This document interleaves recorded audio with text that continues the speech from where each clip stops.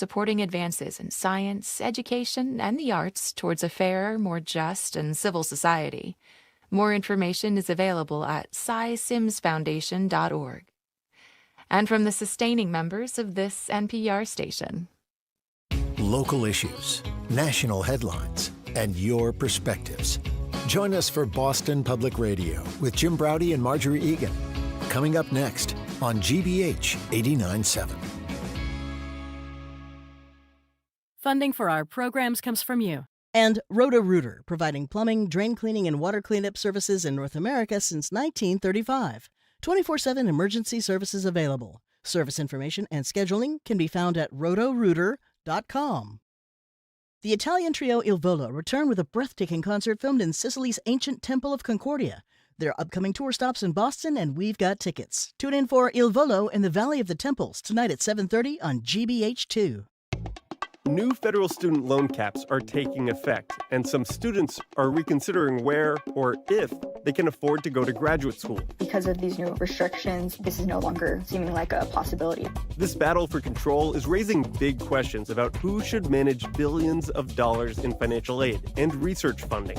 I'm Kurt Carapezza. We're examining the growing power struggle over the future of American higher education on the latest episode of College Uncovered. Find it wherever you get your podcasts. You're listening to 89.7 WGBH HD1 Boston. Online at gbhnews.org. GBH News. What matters to you? I'm Juliette Kayyem in for Jim Braude, ahead on BPR on GBH and NEPM. We'll start the week exploring the future of the Democratic Party as insurgent candidates pressure the establishment wing to rethink support for Israel, as well as other long-held party orthodoxy. What's the best way for the party to win in November? Call or text. Then we'll check in with food policy analyst Corby Kummer and NBC Sports Boston's Trenni Casey.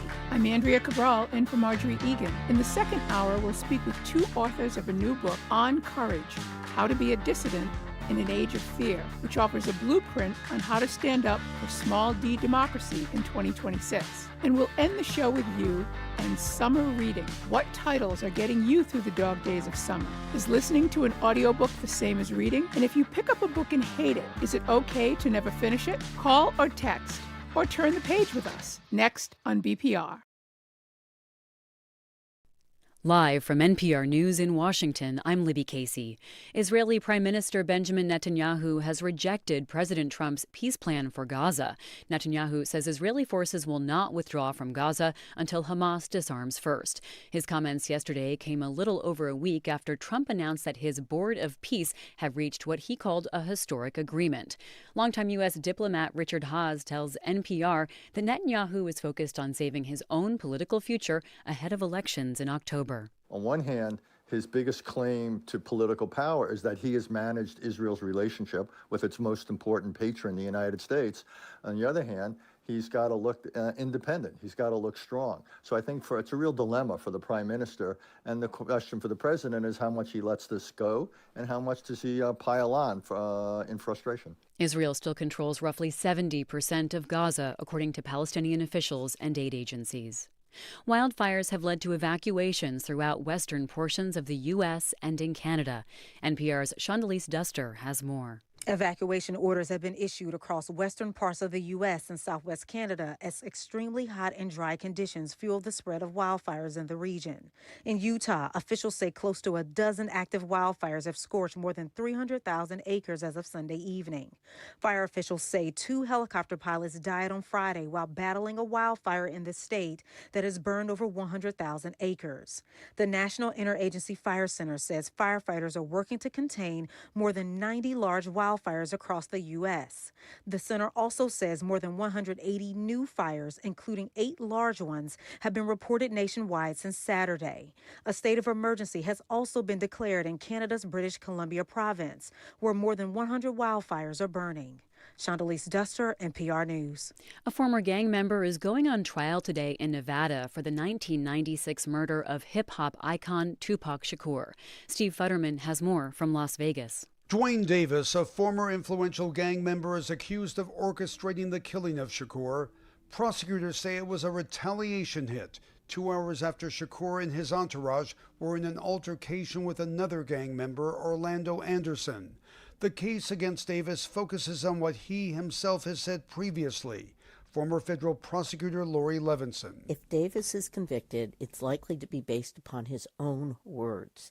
He wrote a memoir in 2019 that talked all about his involvement in the crime. Davis claims his comments in the book were an embellishment to increase sales.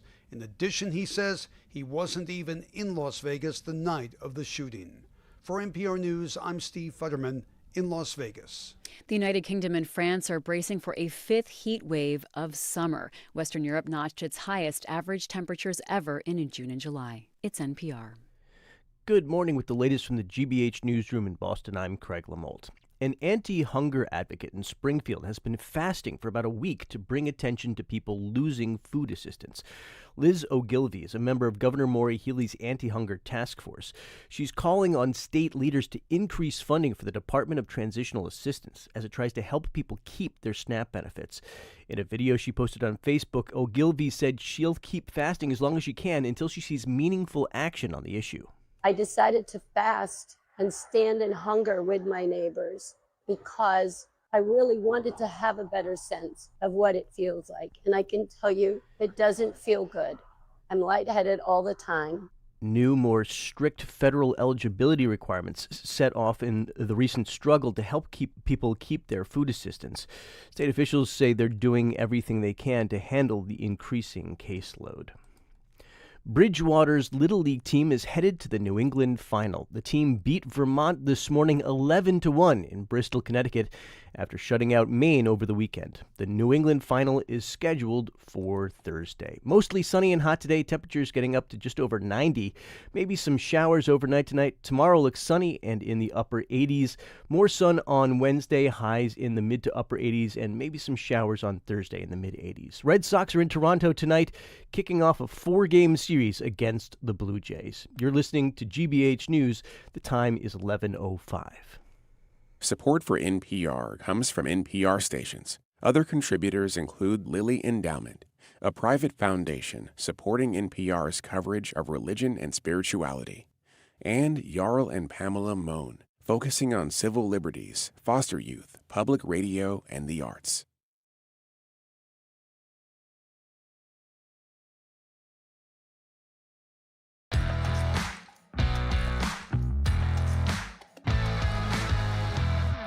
You're listening to BPR on GBH and NEPM. We're streaming at youtube.com/GBH News. I'm Andrea Cabral. I'm in for Marjorie Egan. I'm here with Juliette Kayyem. She's in here for Jim Browdy.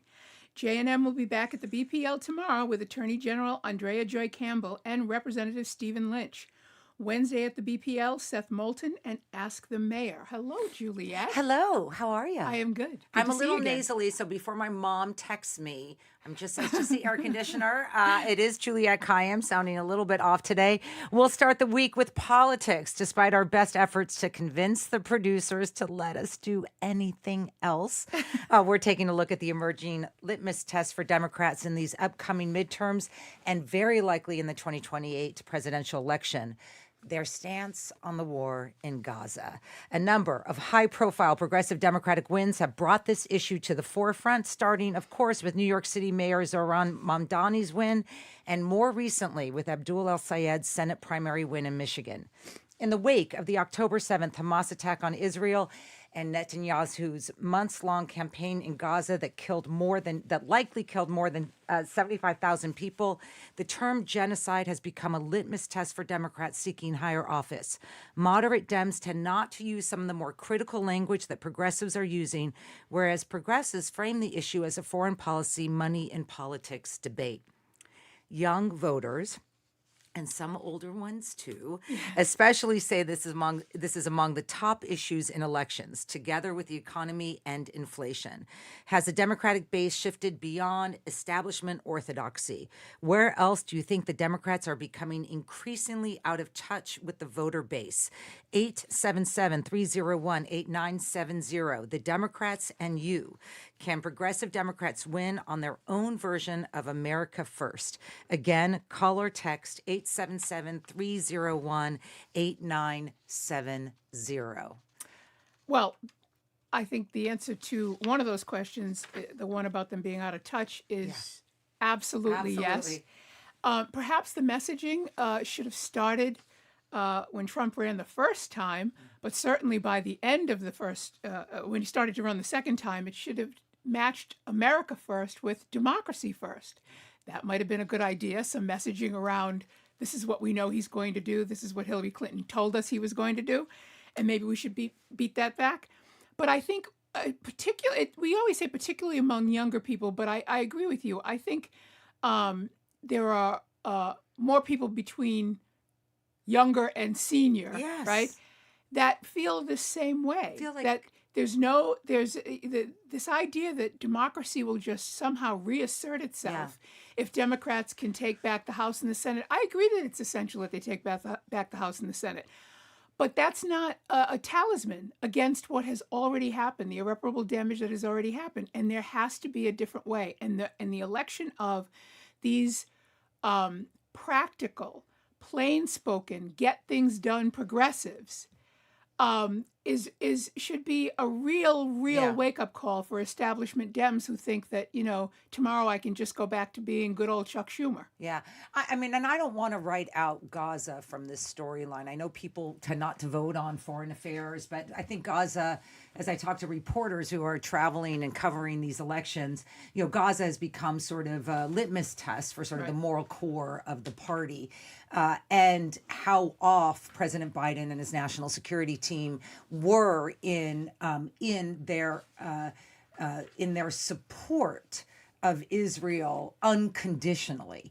No one is denying that Israel has a right to defend itself, and the failed policy by by President Biden and his national security team in Gaza, which cannot be dismissed. I mean, in other words, you're not moving on. I think that's what these elections are telling us, that you're either if you were in the administration, you forthrightly apologize and say you were wrong.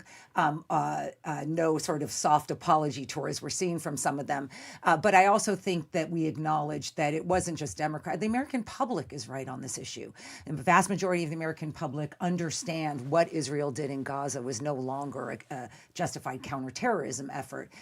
If I sound very enthused by this or very emotional about it, is because I was someone who ventured forward to criticize Israel early on about what its counterterrorism campaign was beginning to look like. I don't use the word genocide because then I think people stop listening to me. But it was a slaughter. I think we can all call it that. So I think the party, if you look forward, is deluding itself if it thinks that this is just about, anti-Semitism or Palestinian Muslim youthful vigor. It is at the core of why they lost the election, which is, what do we stand for? Well, the notion that a nation like the United States could ever declare support for any ally, and I would say the same thing goes for people who are our allies, right? Declare support unconditionally is just insane as a matter of foreign policy, just because you don't know what's going to happen at all.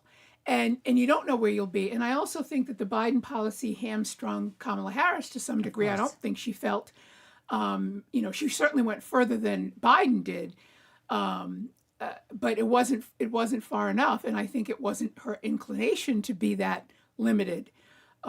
I don't know how full-throated she would have been, but I think it would have been much greater than what she was able to articulate based on what the people around her were advising. Yeah, and I think you're touching on, elections, right? Elections are, politics is about addition and subtraction.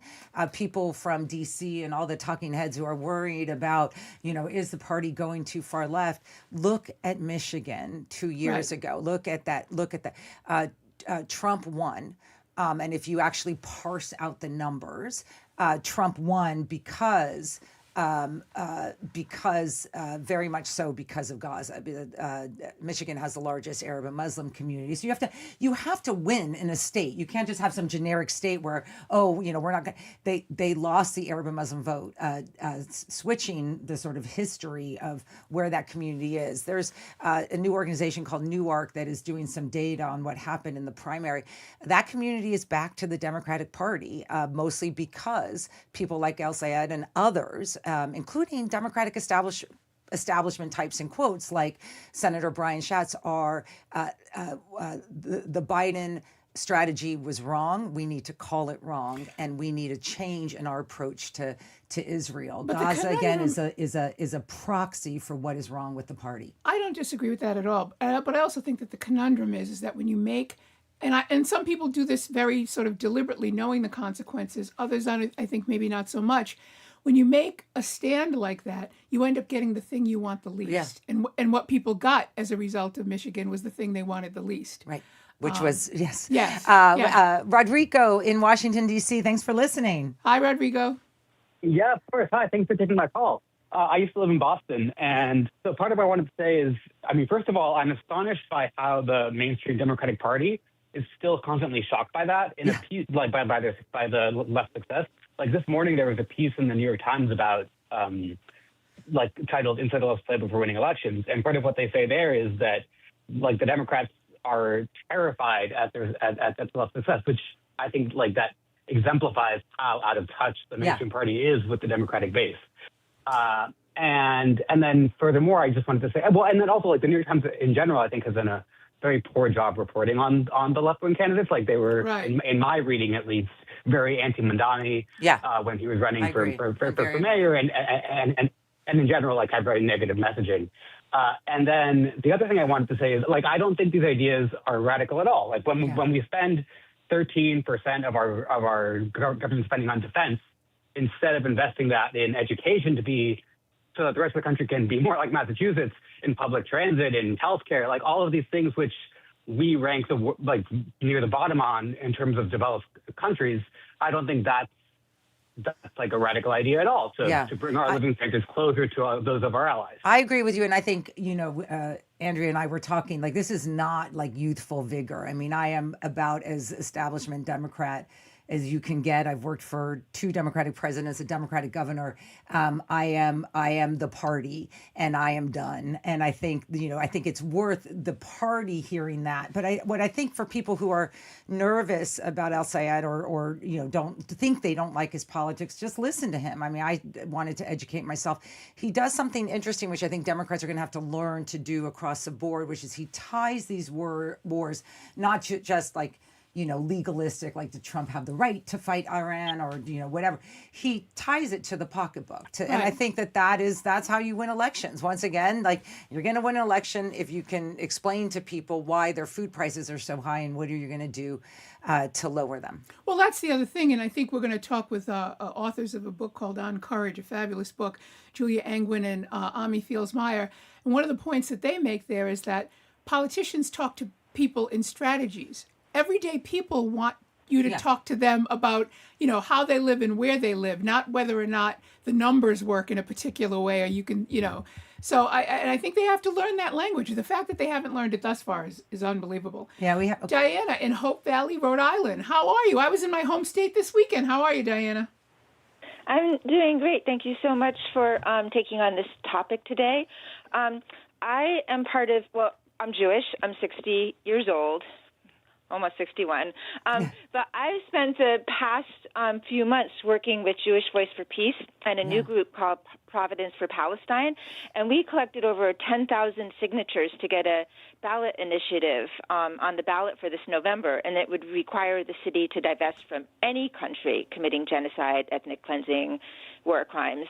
And what was interesting in this process is I probably talked to at least 10,000 people in this process. Most of them weren't Providence voters. You need talk to a lot of people to get signatures. And 95% of the people I spoke with were really supportive of this. They thought this was a really good idea. And I guess what I'm thinking is that these moderate Democrats are the ones that are really out of touch with where people are. I mean, it was overwhelming. Everyone was supportive. Maybe 5% of the people weren't supportive. And I feel like those 5% get an outsized voice. And especially in the Jewish community, there's a group in Rhode Island that's called the Jewish Alliance, but they only speak for their members. They don't speak for the entire community.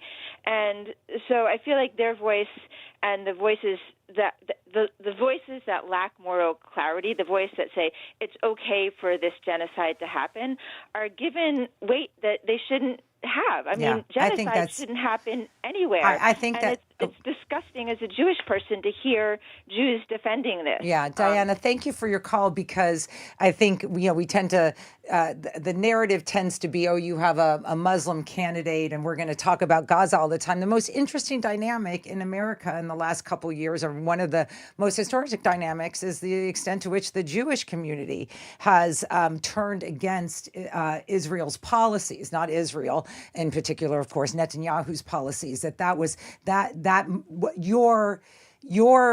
What you're feeling is the majority opinion. We have some great texts coming in. Andy in Boston texts, it's still the economy stupid. Tallarico has done an amazing job of connecting government corruption and billionaire and wealth gap ascendancy to the pain. Tallarico is in Texas. People are feeling it at the gas pump and in their wallets. He's not extreme in any way. He's got a message that resonates, and so do the others. So let's just keep in mind, too, that we keep using these static terms like moderate, liberal, conservative. Today's moderate Democrat was yesterday's very conservative Democrat, near Republican Democrat, if there is such a thing. So the far right moved the needle. Is they pushed Democrats who in years past, like around the New Deal and thereafter, would talk about these economic issues and social and moral issues as part of the fabric of being a Democrat, push them to more to the center and more to the right. So a moderate Democrat today, the ones that we're saying are out of touch, was yesterday's conservative Democrat. Yeah. Mark in Cambridge texts us to say, let's make something clear. Candidates like Mamdani and the DSA haven't brought this issue to the forefront. The issue brought them to the forefront. Gaza. That's a very important distinction. What do you think he means by that? I think it. I mean, I think they're reflecting where people are. I mean, Right. I think if at some stage after the horrific attacks, maybe 6 months after the horrific attacks by Hamas against Israel, unjustified, justifying on Israel's side a response. By 6 months later, as you were seeing what Israel was doing, it became clear that this was no longer a counterterrorism effort, that Netanyahu was as again, I don't use certain words because then people stop listening to me, but was destroying not just Hamas, but a people, the Palestinians. And so that then gets reflected by people who are seeing it. And then what happens is we're focusing on Democrats today. I'm not even talking about what Republicans were doing at this time. But the Democratic Party silenced its most vocal critics, including college students, immigrants, others. Remained quiet as people like me and others were being accused of anti-Semitism because we were raising this. Especially, I am an Arab American. Most people who know my background know I didn't sort of come up the Arab American ranks. I've just been a national security person. But to the extent that Islamophobia, anti-Arab American is part of this narrative. And I think people just sort of found Biden and his team unconvincing at some stage. And and they did not listen. As I said, they're listening now, and that's between them and their Well, part of being an ally is telling the person what they least want to hear and acting in furtherance of that. Yeah, they could have If Biden had done a mid shift, there could have been a change. Kim in New Hampshire. Hi, Kim. Good morning, folks. And Jim and Marjorie are very lucky to have high-level substitutes like yourself. Thank you. I just wanted to say that. I want to change off a little bit and get away from Israel. I want to talk about the Democratic Party. I want to touch on something you just touched on a minute ago.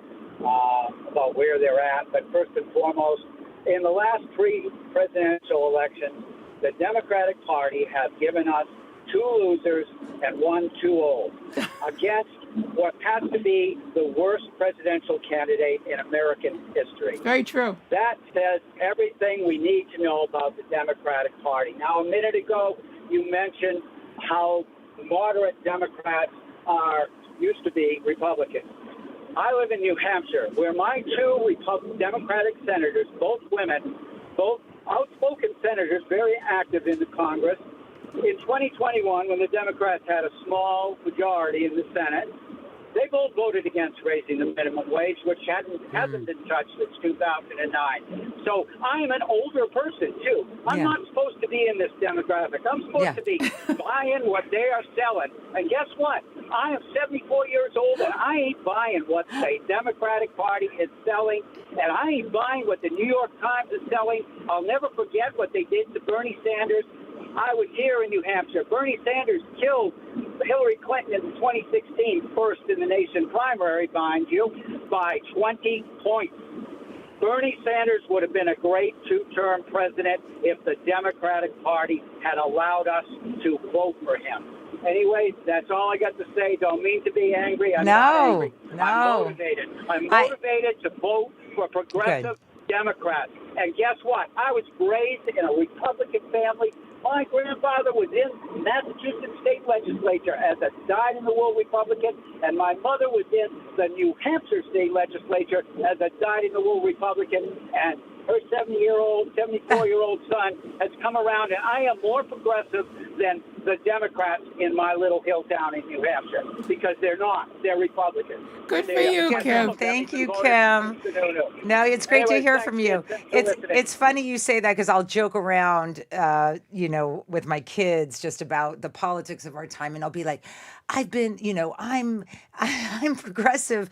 I've been, radicalized, just because of all this craziness, because I want the party to fight back. And then they'll look at me and they'll be like, you are definitely not that. I think people are, and I think it's Republican or Democrat. I think the MAGA movement reflects that as well, as just a certain frustration that the politics are just, you just don't want more of the same. Right. Kevin from Auburn. Hi, Kevin. Hi, good morning. Yes. Can you hear me okay? Yes. Yes. Okay, great. First, I was a registered Republican during the Wells-Succi years. That was a great team.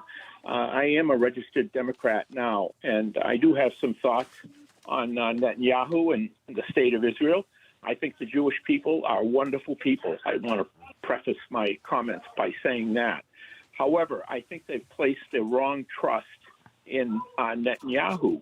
Netanyahu has been indicted for corruption and bribery in his own country, and he is avoiding prosecution by continuing these endless wars. That's a good point. He's also, he's also committed war crimes. What he did in Gaza, and what he and his army, his generals, did in Gaza was deplorable. So I think this country, our Congress, our president, should really think twice about sending any more money for arms to Israel. If we want to help them with humanitarian aid, help them rebuild Gaza and give the Palestinians a state and Israelis a state where they have protected borders and they respect one another, I think that would be wonderful. And, humanitarian aid should continue. But I really am against all these war efforts. War is not going to settle anything. And it's just destroying all those lands and hurting all those people, causing so much misery. Thank you, Kevin. No, it's important to remember the sort of humanity behind all this, the lives lost in Israel, Gaza, the West Bank, Lebanon, Iran. And I think people are rightfully exhausted, and they are also asking the right questions about why. How has America lost through Biden to Trump in different measures? Again, I'm not comparing them.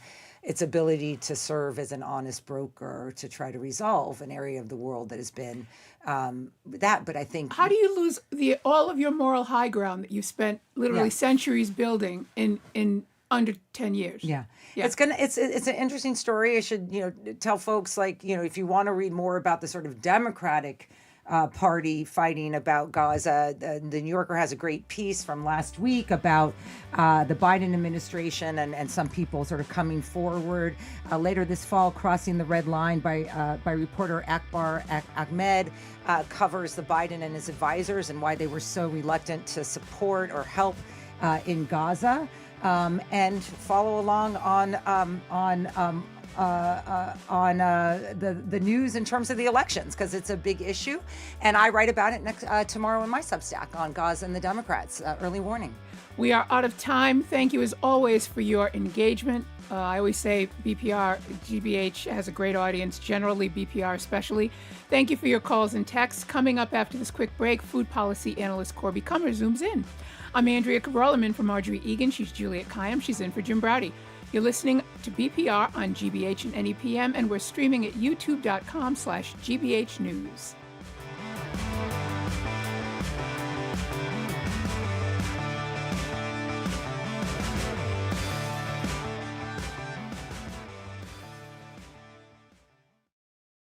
There are 26 gateway cities in Massachusetts. And in 2026, we're going to get to know them all. But we need your help. We want to cover what matters to you. We want to hear what concerns you have, what you're proud of, and what you want people to know about your community. So if you're in a gateway city, we want to hear from you. Reach out to us at gbhnews.org/gateway cities. 26 in 26. That's gbhnews.org/gateway cities. Our programs are made possible thanks to you.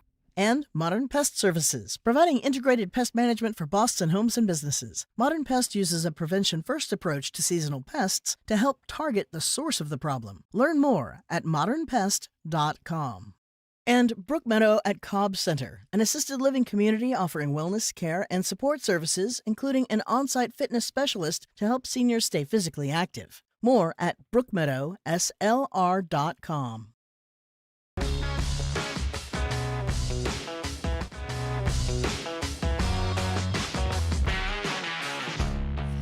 Welcome back to BPR on GBH and NEPM. I'm Juliet Kayyem in for Jim Browdy with Andrea Cabral in for Marjorie Egan.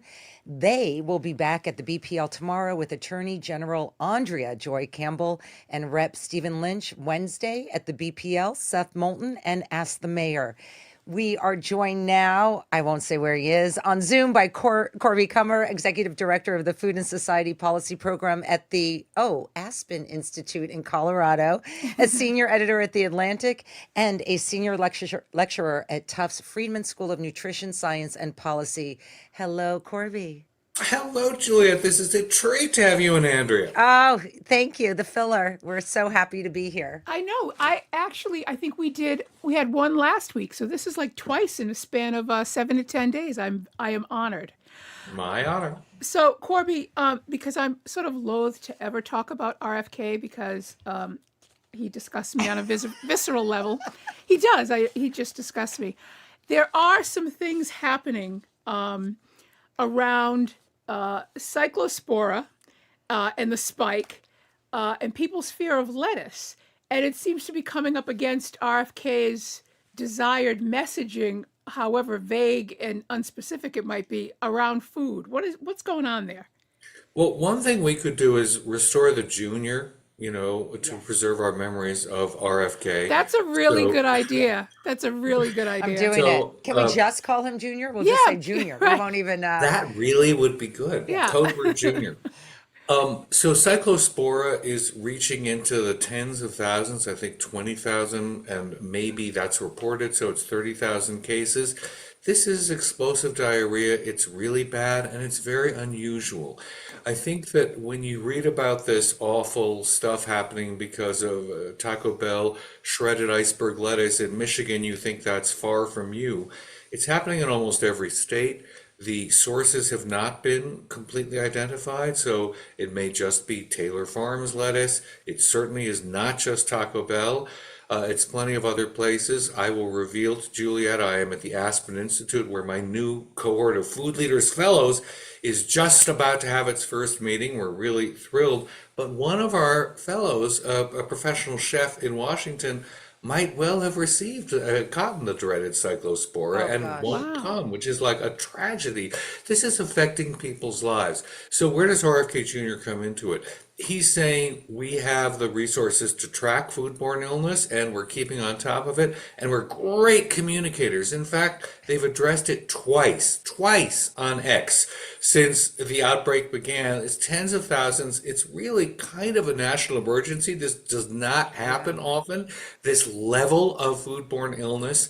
And the Biden administration also cut funds. No administration in the past 20 years has been good at funding tracing food for where to find out contact tracing. It's very hard to tease out, especially cyclospora, which hides what it actually came from. But the idea of saying we've been clear communicators and we have not decimated the resources of the staffs is completely false. They have decimated the resources and they've been pretty poor communicators. Well, he is communicating. In some ways, he has a new TV show consistent with my theory that every cabinet secretary is just doing this job to be a Fox or equivalent host, whether it's Sean Duffy, the Secretary of Transportation, or the FBI director. RFK Jr. has a cooking show trying to teach people how to cook healthy.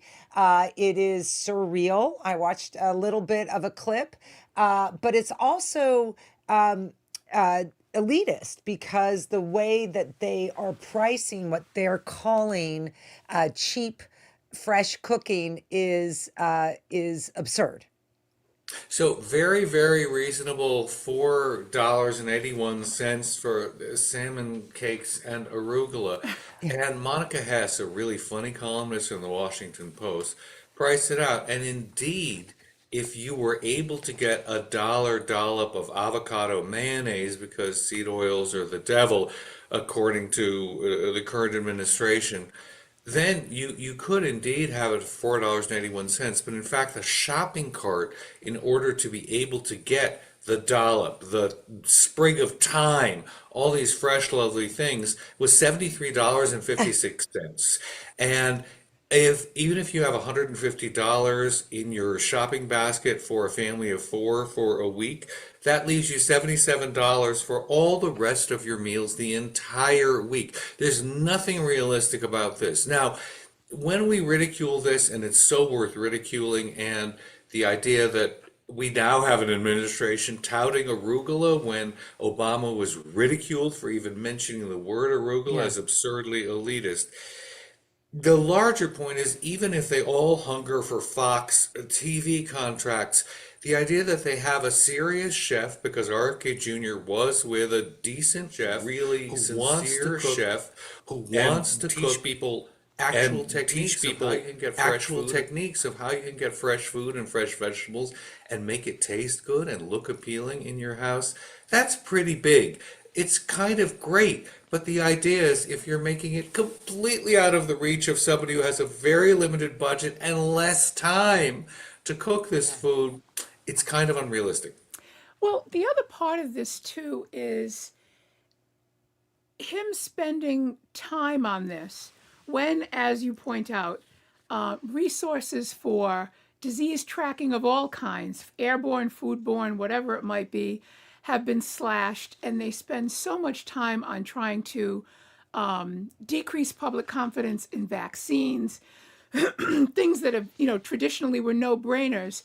And then you look at a story like the one that Jess Cockrell wrote in Science Alert about the world's vegetables and how there are so many more vegetables, real food, the real food that Junior pretends to be talking about, so many more types and species of vegetables that we could know about, that we could grow locally, we could grow in our own gardens, and you wonder that are vanishing. And you wonder why Health and Human Services isn't partnering with the Agriculture Department to get messaging around things like that. So tell people about why the world's vegetables are vanishing and what people can do if they want to find better and fresher sources of micronutrients.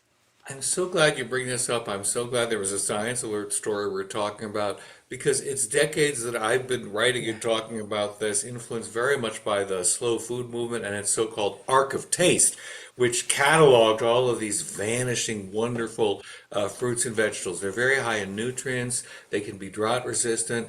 Pumpkins and winter gourds were the two I'd heard of, not slippery spinach or slippery something. Cabbage. Slippery cabbage. Yeah.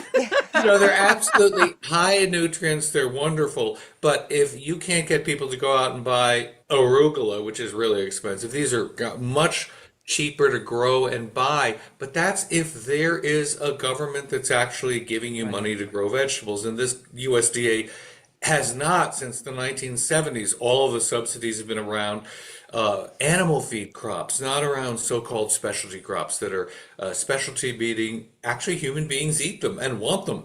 So there isn't money to help the farmers do this. There's no messaging around it.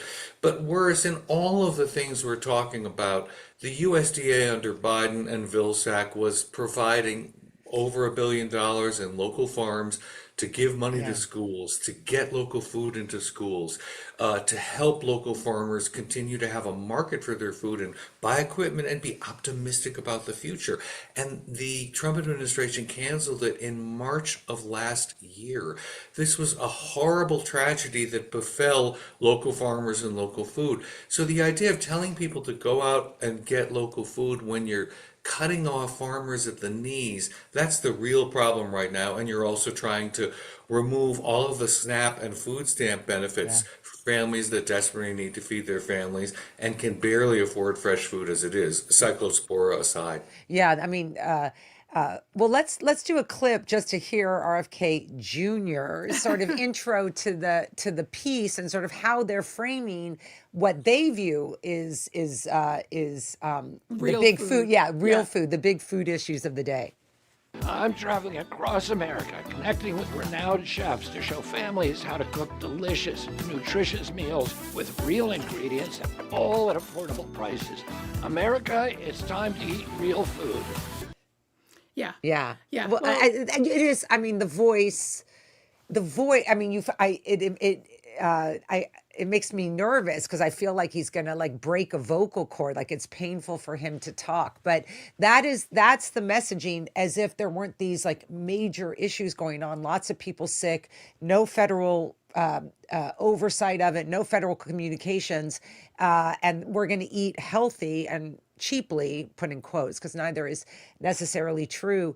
That's the messaging we're getting from our health and human services. What's so hard for all of us who want to see people eat more fresh food is this is good messaging. Yeah. The government is telling people to eat better food and cook it. They're not giving them any resources to do it, and they're backstage making it nearly impossible for people to do. But at least they're saying it, and at least they're messaging it.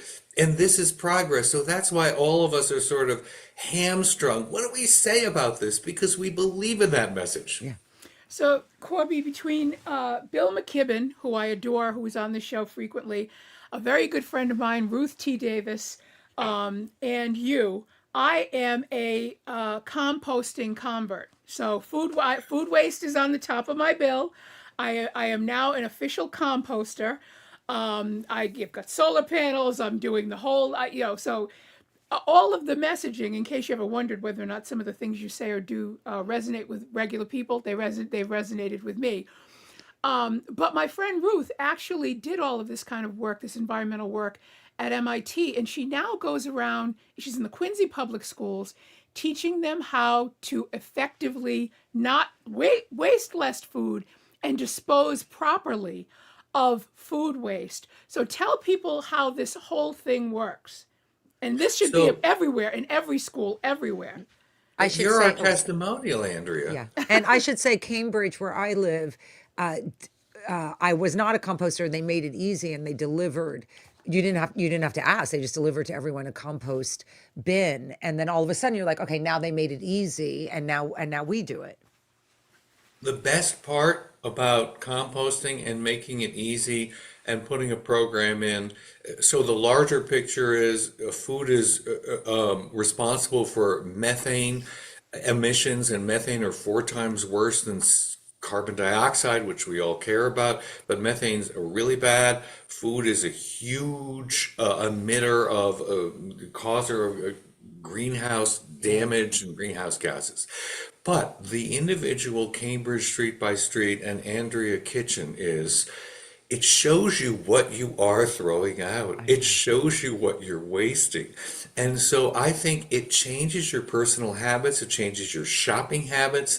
It changes your looking into the produce drawer and thinking, I better use that up before I have to throw it out, because now, it's like rubbing your nose in it. It is showing you what you are wasting. And so I think that's the huge effect it has on an individual person by person basis. Yeah, I mean, it's just like the electricity bill that your neighbors, you're the worst of your neighbors, and you're like, ooh, yikes, they're going to shun me, and so it's a very good thing. Well, okay, I have to, a true confession here as we end out this great series of conversation, because I think I did not grow up in New England. And so there's like cultural attributes of New England that I'm still learning 40 years later. And I didn't know until I read the story that you sent that it is not illegal to peel corn husks and in the market to determine whether they're fresh, that you're kind of allowed to do it. And that's why there's these trash bins. I have to tell you, no one told me this. So I just pick up what's available, and then I sort of curse the market if when I get home, the corn isn't good. I did not know that it was that this was a thing. Okay, so I have to say, bona fides, I grew up across from a farm, and we would only wait until the second picking at 5 p.m. before we would go get their corn in the summer, because it has all of the sugars fresh. But for anybody else who is boorish and rude and horrible enough, and obviously not from New England, to open up the very top of it to seems see, rude. does this look good? Are there bugs? Does it look molded? What you're doing is you're ruining the ear of corn for the market. You're ruining it for somebody like Juliet, who innocently, boorishly has done this. Do not do it. And so it exposes. I didn't even know it was a thing. It exposes the corn ear to air, and it spoils it faster. It's just, you don't do it. A great thing, though, that I do agree with is when supermarkets have a big bin and you can shuck the corn right there before you buy it. But once you start shucking it, you have bought it, and you never open it to look. Also, don't be afraid of bugs. They're just going to get boiled out. They're perfectly fine. Bugs are part of corn. But the husk is the natural protection. It's like an orange peel. It's like any sort of fruit peel, but it's even better because it's making it fresher and better. So there were some really good tips in this article, which is it should feel firm to the touch, and it should feel heavy, because heavy means it's got more liquid in it. That means it's fresher and sweeter. All right, so for all you pre-shuckers, knock it off. All right. Thank you, Corby. It's good to see you. We've been speaking with Corby Kummer. He's the executive director of the Food and Society Policy Program at the Aspen Institute, where he is today, a senior editor at The Atlantic and a senior lecturer at the Tufts Friedman School of Nutrition Science and Policy. Coming up after this quick break, it's NBC Sports Boston's Trenni Casey. She's going to zoom in. I'm Andrea Cabral. I'm in for Marjorie Egan. You're listening to BPR on GBH and NEPM, and we're streaming at youtube.com/GBH News.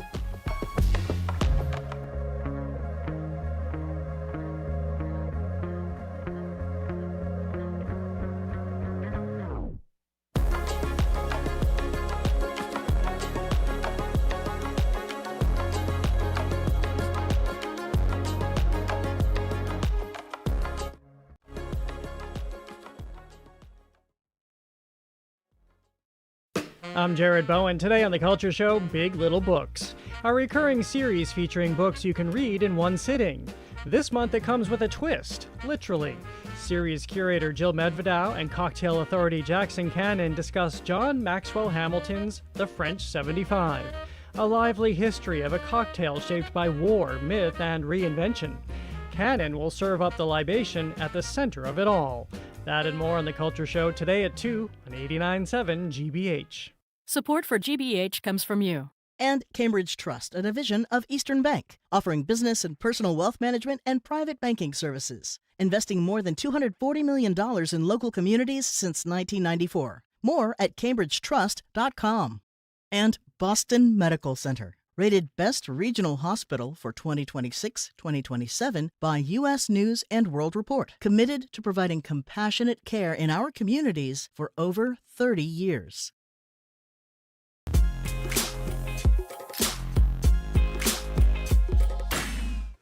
Welcome back to BPR and GBH on GBH. And NEPM, streaming at youtube.com, GBH News. I'm Juliette Kayyem, in for Jim Browdy. This is Andrea Cabral, in for Marjorie Egan.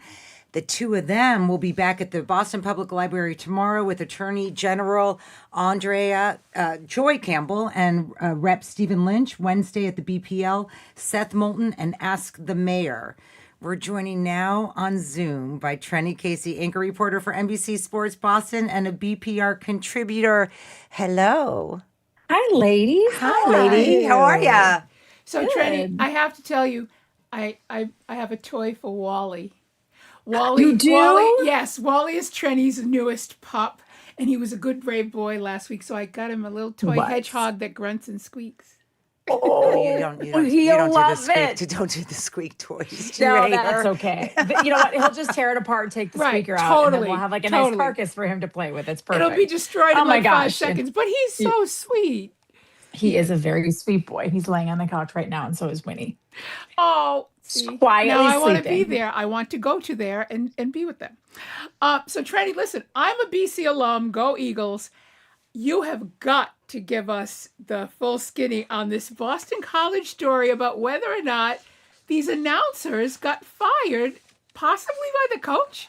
Okay, so it's a wild story, and there's like lots of different. It's like the Athletic called it a whodunit of like this firing. So there's a play-by-play guy and an analyst, and one of the analysts is actually a I guess like sort of two play-by-play guys. And one of the play-by-play guys, he is like a real sort of, he lives in Milwaukee. He's not here full time. I think is it Joe Mauer? That's like a catcher for the Minnesota Twins, but I might be right on that first name. Last name is definitely Mauer, and It's definitely Mauer. Yeah. And so he's with the Milwaukee, Josh Mauer. Yeah. He's with the Milwaukee Brewers. And the other play-by-play guy, Collins, is local BC alum, has loved BC for a long time. And then last week he tells a media website called Awful Announcing that he has been fired after 13 years of calling BC basketball games. He says it is because Luke Murray, the new head coach of Boston College basketball, formerly an assistant under Dan Healy at UConn, said he wants no remnants of the old program. You know, Collins is saying, like he wouldn't even meet with us. We tried to have meetings so that he could see that we're impartial and we're just here for the school and we don't even ride on the team buses. Like we have nothing to do with the team.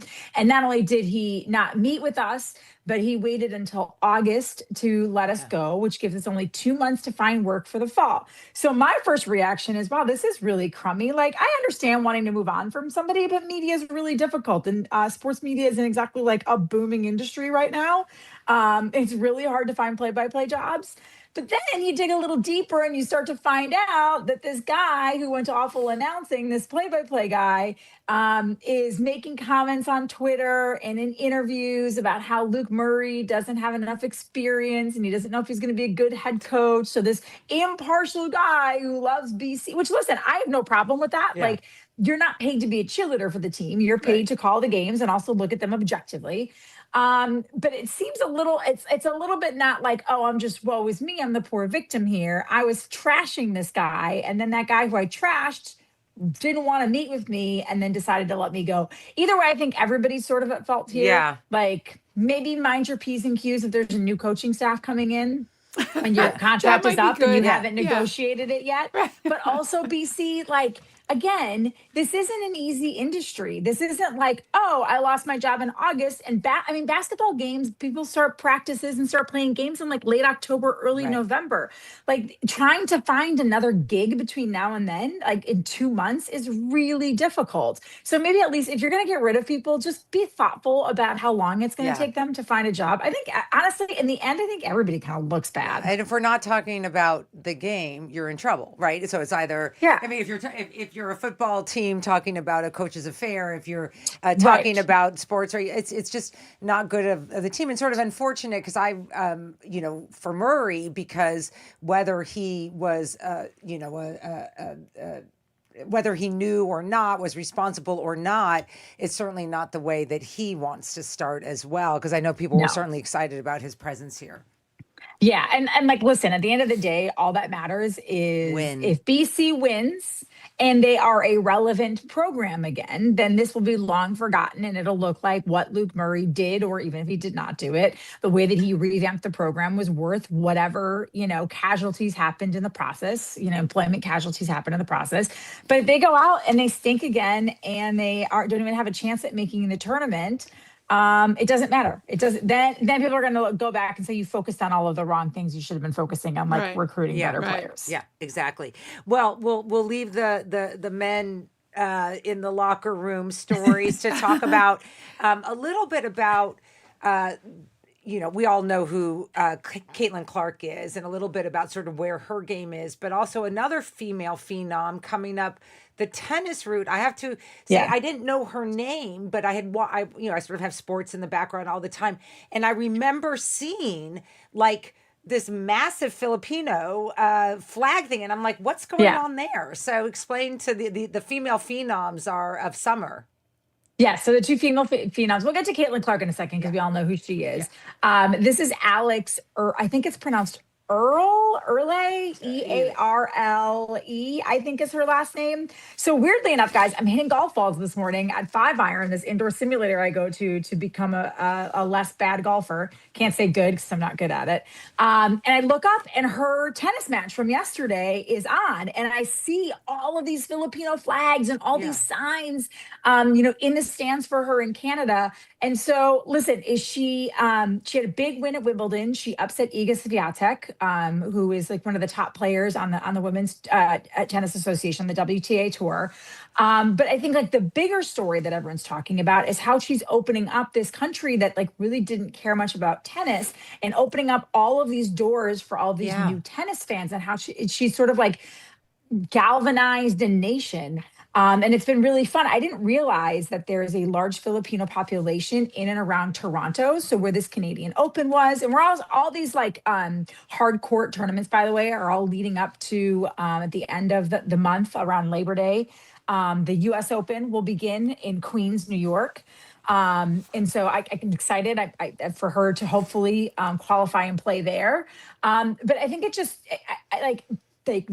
Serena Williams was asked about her, Coco Gauff was asked about her, Jess Pegula, like all of these like kind of big American names are seeing what she's doing for the sport. And if we're being honest, like since the Williams sisters, outside of Naomi Osaka and Coco Gauff, like there kind of hasn't been, there hasn't been anyone dominant, and there's not anyone that everyone's paid attention to. And again, it should always be about play. It shouldn't be about looks, but like there's something magnetic about the way that Alex plays the game that like when I was watching her today, I was sort of transfixed for a while. Like the way that she smiles on the court, and the way that she plays, and the way she feeds off the energy in the crowd. And so I hope that she's also a good player that can sort of stand the test of time. Because to me, like tennis is most fun when you have this like raucous crowd that really gets into it, because it's otherwise like such a polite sport. As for Caitlin Clark, yes, Wally, I will throw you a ball. Are you sure, Andrew? Do you really want me to hang out? You have to pay attention to Wally. He's like crying. Like, I know you're working right now, but could you please throw me the ball for the 552nd time today? Caitlin Clark, as we know, has sort of had like I would kind of call it a tumultuous first couple of years in the WNBA. She suffered a lot of injuries. She's for I'm going to be honest, guys. I don't want to say through no fault of her own, she's sort of been the center of some controversies because I'm not on the inside. We don't have a WNBA team here.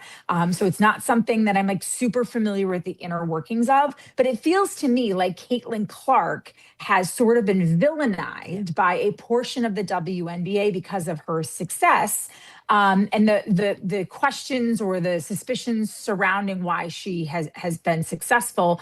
She's taken hard checks, she's gotten injured a bunch, but she's finally healthy. She's finally playing more consistent minutes in games, and you can see just how good she is. Her offensive rating is higher this year than it was last year. She's really been working on her defense to try to have her defense help her offense.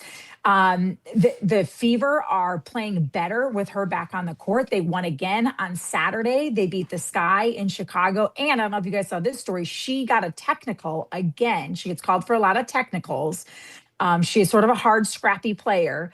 But they rescinded the technical. So she's not going to have to serve a 1-game suspension. So they went back and looked at the video and rescinded it. So I think it's good. I mean, maybe I'm naive, but I think if she is a good player and she's someone that everybody recognizes and knows, I think that's good for every single player in the WNBA, because it's clear that the success they've had the last couple of years has led, their salaries, guys, have jumped tenfold. They went from making like an average of like $50,000 or $60,000 a year to, I think the average salary now is a couple $100,000 a year. You have players who are making 7 figures now. And I know that pales in comparison to the NBA, but like in terms of revenue sharing and ticket sales, like I understand the very touchy racial dynamics of that this was a league and she is a white player that came from Iowa and now that's who everybody is following. But I feel like, and maybe I'm wrong about this, but that's an opportunity for everybody to grow from it. Even if you don't love how it's happening, like I think it's been good for everybody in the league. It struck me, when I sort of got wind of like this big debate, the other players being angry about it, the league being not supportive of her. It does seem like, sort of backwards. I get what's going on, but if you think about not just the pay, but the viewership, the interest, she is a good ambassador. She may not be the ideal ambassador for some people, but she definitely brings them in the same way.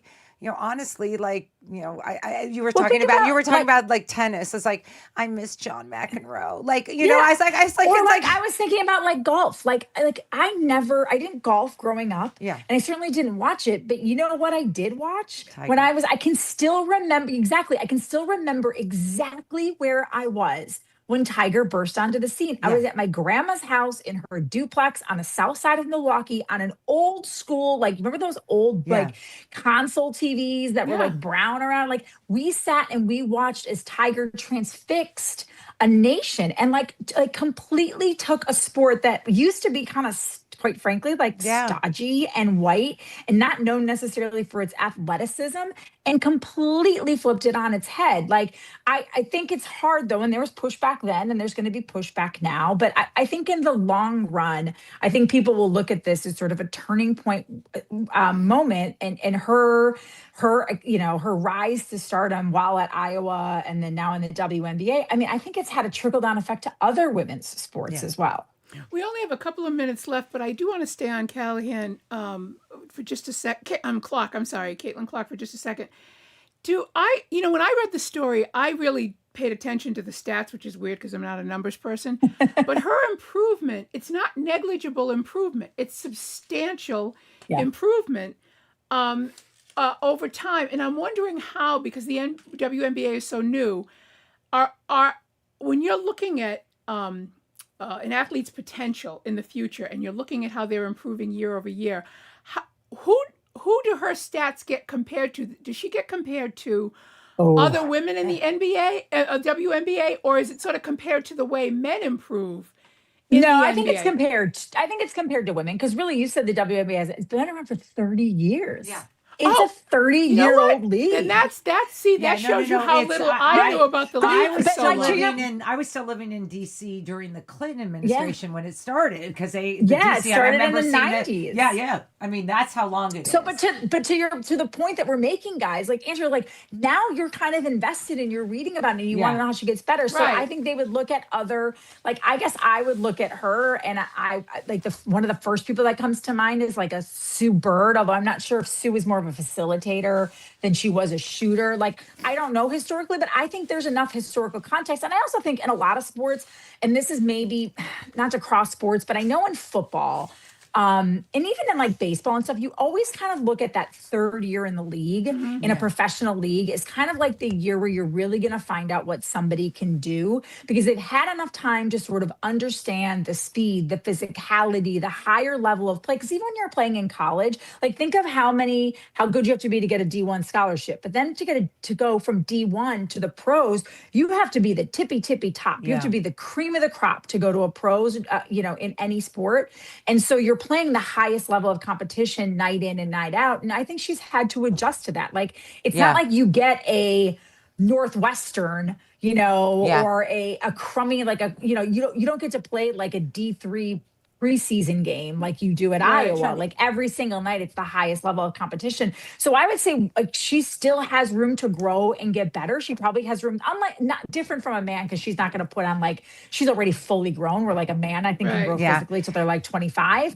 But like honing your game in a different way, like I think there's a chance that she could only get better. Like athletes now kind of peak, I would say, late 20s through their early 30s, like all athletes. Yeah. No, that's perfect. Unfortunately, we're going to give you 20 seconds, unfortunately, I know we were on Don Nelson. Don Nelson. We'll give you 30 because we have a hard stop here. So I grew up, for me, I don't remember him as a member of the Celtics, but he obviously is a Hall of Fame coach and a player and a wonderful man. And I remember when he coached the Milwaukee Bucks, like it was, as soon as I saw it, I thought of my childhood. So sad loss to lose Don Nelson at age 86, but an icon in basketball. He was. Sure. Yes. Thank you for taking those moments. Trenni. And I'm glad I got a chance to read about him. Bye-bye. Bye. We've been speaking with Trenni Casey, anchor and reporter for NBC Sports Boston and a BPR contributor. We're saying goodbye to you listening at any PM, and to make sure to tune in to the fabulous 413, which starts at 3 o'clock this afternoon. The show's going to continue here in Boston coming up after this quick break. If you're feeling helpless while the Trump administration dismantles American the safety net, and financially prospers off the presidency, we're going to talk to two authors of a fabulous new how-to guide to resisting and dissenting next. I'm Andrea Cabral. I'm in for Marjorie Egan. She's Juliet Kayyem in for Jim Browdy. You're listening to BPR and GBH and NEPM, and we're streaming at youtube.com/GBH News. We were off. GBH Radio is here for you every day with the news you depend on. Sustaining members make this possible. Their small monthly contributions, joined with fellow listeners, add up to huge community support. Learn more at gbh.org/sustainer. Funding for our programs comes from you. And the David M. Rubenstein Americana Collection in support of the JFK Library's exhibit Declaring the Revolution, America's Printed Path to Independence, featuring historic documents that inspired the Declaration of Independence. jfklibrary.org. And Harvard Business School Baker Library, featuring an exhibit on Muriel Siebert, the first woman to buy a seat on the New York Stock Exchange, open to the public. Details at library.hbs.edu. You're listening to 89.7 WGBH HD1 Boston. Online at gbhnews.org. GBH News. What matters to you?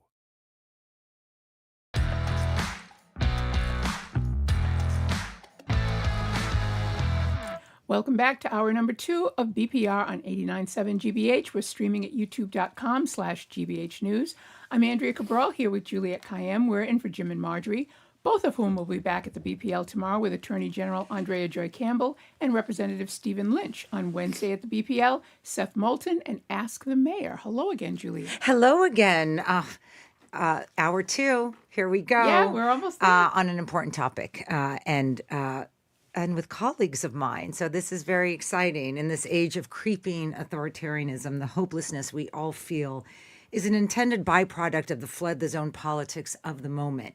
You feel it. We know you feel it. Our next guests have written a sort of how-to guide for climbing out of that despair and actually taking back some agency in the resistance.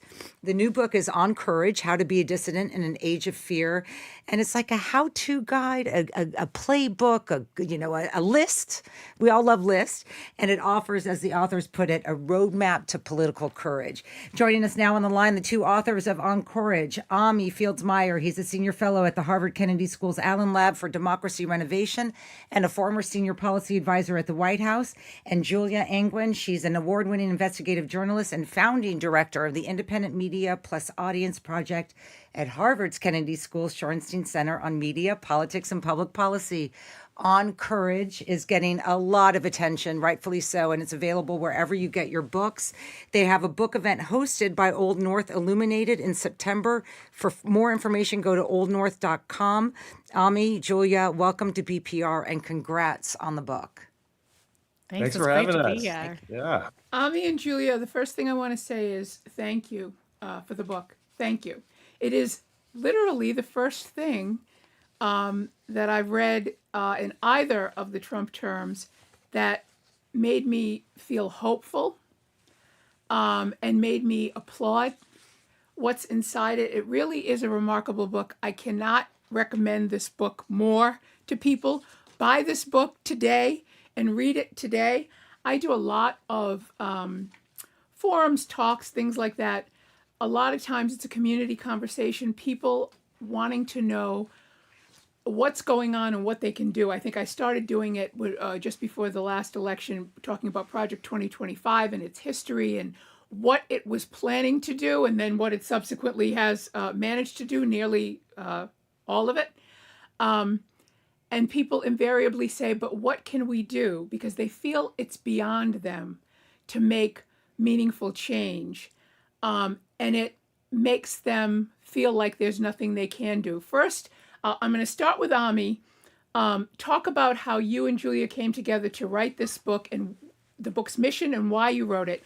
And then, Julia, if you can talk about the principal points of the book that you want to get across to people, potential readers, and even people who might not read it, but are going to get a good summary here today. Well, thanks for having us. This is really a delight to be with both of you, honored to be with both of you, and to be able to speak to your listeners.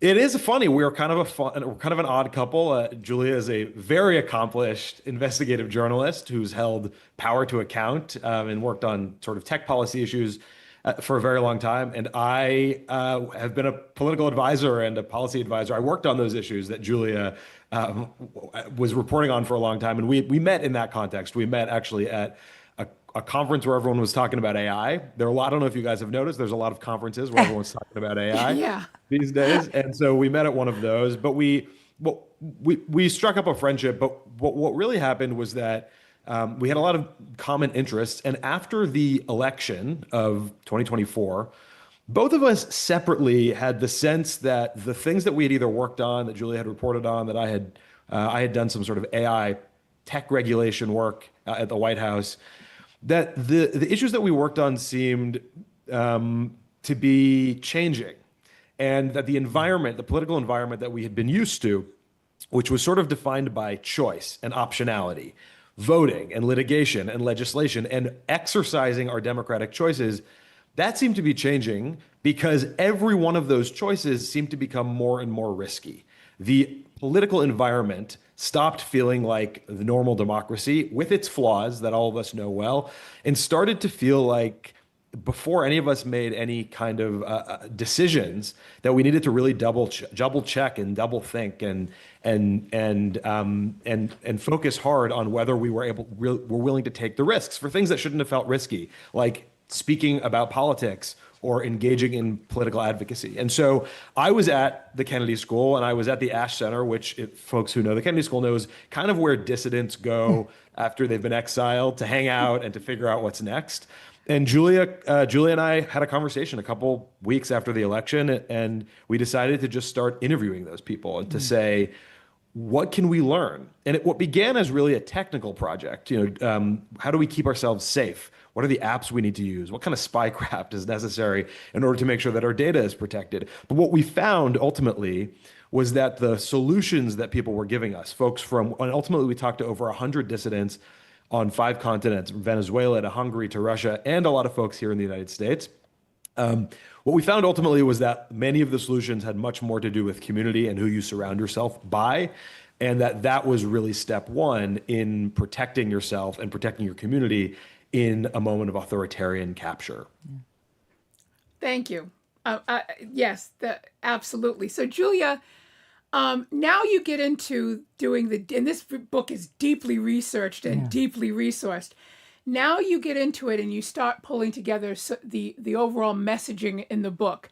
Tell us how you sort of drilled down to get it to this accessible point. I mean, this book is one of the most accessible things I've ever read for just the regular citizen to be empowered. How did you get to that?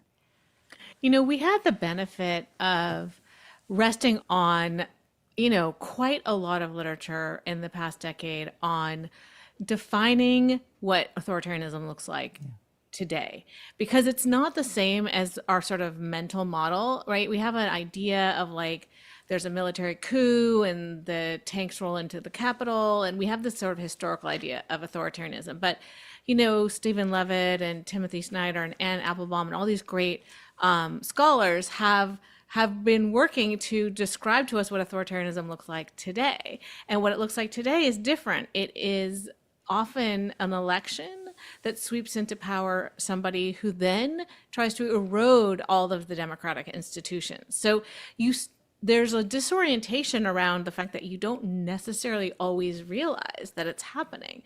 But authoritarianism is sweeping the globe, right? It's not just the United States that has elected a aspiring authoritarian. This is a virus spreading across the world. 3 out of 4 people on Earth live under some form of autocracy. This year, the U.S. lost its status as a liberal democracy, according to the VDem Institute.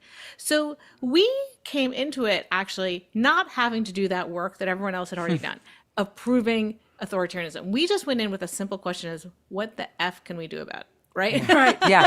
Right. Yeah. No, it's good. Right. Give people agency. And I mean, on that point, and sort of that is the sort of brilliance of the book, is it's deep research, but then it's sort of okay, now it's practicality. You, for people who haven't read it, it gives you a sense that there is a considerable pushback. We're just, if we think of fighting authoritarianism as a eureka moment, right? There's one moment in which this all ends and Trump is walked off to jail or whatever. That is not going to happen. But there's this idea of what I loved it because I can feel it in my own life. How are ways that I'm just collective stubbornness? And what are you seeing in terms of, not the Nelson Mandela type rallies, but just this day-to-day stuff? Because I think that will give people a sense that they can own this as well and that they're not alone. I think that's the biggest challenge. Yeah, this idea. Okay. Sorry, go ahead. Go ahead, Julia. Julia, why don't you start? So, we also kind of went into this with this idea that the famous dissidents, right? Nelson Mandela, and that there was all this physical courage involved, that you had to stand in front of a tank and you had to be locked up in a jail cell. And of course, there's definitely an aspect of it that is like that. But actually, when we dove into the literature, we understood more that this idea of collective stubbornness, Juliet, that you were mentioning, is actually the key. Because an authoritarian regime it requires compliance, right? They don't actually have enough people to go to everyone's house and hold a gun to their head and say, give me your money and your rights, which is essentially what they're doing, right? They want to take your money and your rights. And so they have to get institutions to comply. And so we actually found that it was so helpful to realize there's so many ways that you can help put sand in the gears of that project, right? Yeah. We write about a Rutgers University professor who saw what had happened at Columbia, where they had conceded right away to the administration's demands. And he thought, I don't want this to happen at my school. So he was a chemistry professor, not a political scientist. He went to ChatGPT and said, write me a NATO compact for the Big Ten universities. And he wrote up this thing, which is like a mutual defense compact for the Big Ten, brought it to his university senate. They passed it. All the other Big Ten senates passed it.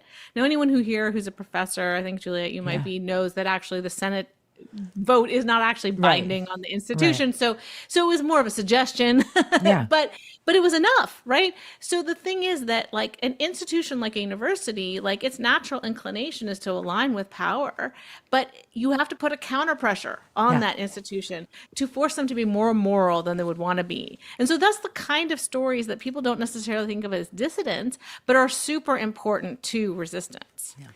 You wrote an article in, I think, this past June, mid to late June, about this.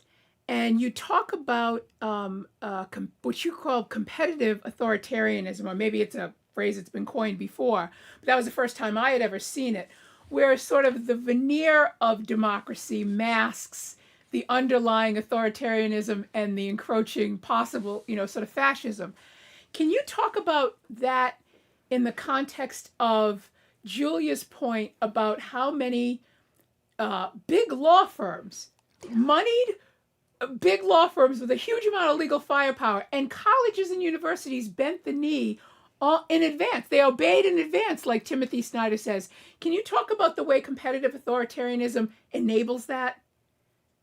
Yeah, this is a term. This is not our term. I wish we had come up with it. It's a great term. Yeah, it is, and just to shorthand it, that term competitive authoritarianism, which I think actually does come from Levitsky, is this idea that we keep the elections, but the elections become less fair. We keep courts, but the courts become stacked. We keep our media, but the media becomes stop me if this sounds familiar. But the media becomes captured, right? And so part of what is, I don't want to be too generous to the folks who are bending the knee. But I think the most generous interpretation, which I don't think is necessarily deserved, is that it continues to kind of look and smell and sound like democracy, even as Julia noted before, we begin to see these institutions hollowed out. And in the context of what you're asking about, Andrea, when universities, there's a lot of internal justification that happens in these moments. It becomes a bit of a, instead of all for one and one for all, it becomes a little bit of like, how do we not get picked off individually one by one? So the benefit, the fear of competitive authoritarianism is that it happens so gradually that people don't understand that something has really changed. The benefit of competitive authoritarianism, and one place where I see hope, is that people learn. Mm-hmm. And because it happens more gradually, we continue to have off-ramps. And so now, there has been a lot of shaming and naming of the universities and the institutions and the law firms who capitulated early. And now that we've seen that, and people are beginning to have more and more of a sense that that is how democracy erodes, it's now easier for us to do the kind of compact that Julia just described and make sure that folks gather together. And at 32% approval with Trump, there is a background political narrative that suggests, it doesn't suggest, shows he's not popular. I often say when, I get all the worried people about disasters and crazy, I was like, you should be worried if his approval rating were 80%. So let's just get down to brass tacks. The amazing thing about the book is it's like, operational, tactical, it's psychological. You got to get yourself ready to be a dissident. Julia, starting with you, just the average listener is sitting out there. They'll go to their protest next Saturday and they'll go to the No Kings. But, what's the practical guidance here? I think that what we found talking to dissidents is that, first of all, no one wants to be called a dissident. Yeah. And secondly, everybody also really didn't even identify with being called courageous. What they identified was their motivation was their values, right? They wanted to hold on to their values in the face of a world that was going crazy around them. And so what I always tell people when they ask me, well, I don't know what to do. And I'm like, well, think about who you are and commit to those values. So if you are like a person who is really a faith driven by faith, and your faith practice, everyone, like all the women I met in front of the ICE detention center in Newark are from a Catholic faith. They come there because they believe that their faith calls them to serve those who are most vulnerable, and so you can double down on something that is related to your faith. Or if we profile a civil rights lawyer, he was working at HUD, and he was defending the Fair Housing Act, and he around him the administration said, we're no longer going to enforce this law, and he said, I refuse. I'll keep fighting to enforce the law, and I'm going to speak out publicly about what I'm being asked to do. He was eventually fired, but he did manage to stay 6 months and file all these whistleblower reports.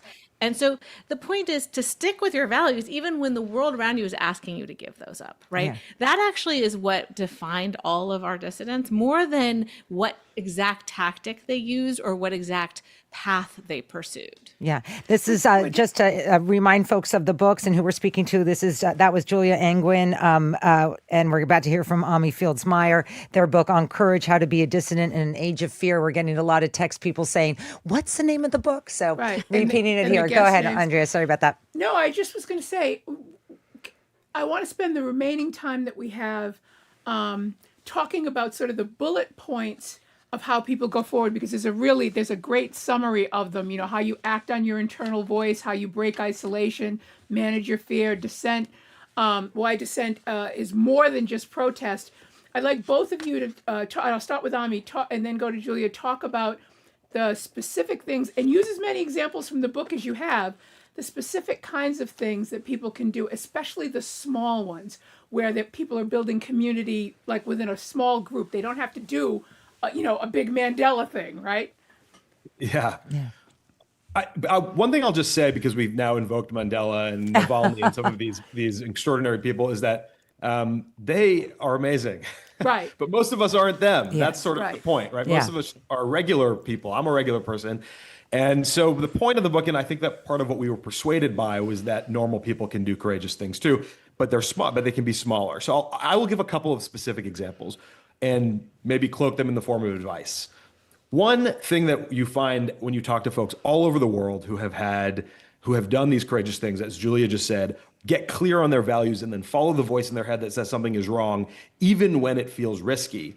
One thing that many of those people have in common is that they have found a political home. They have a place where they are organizing regularly.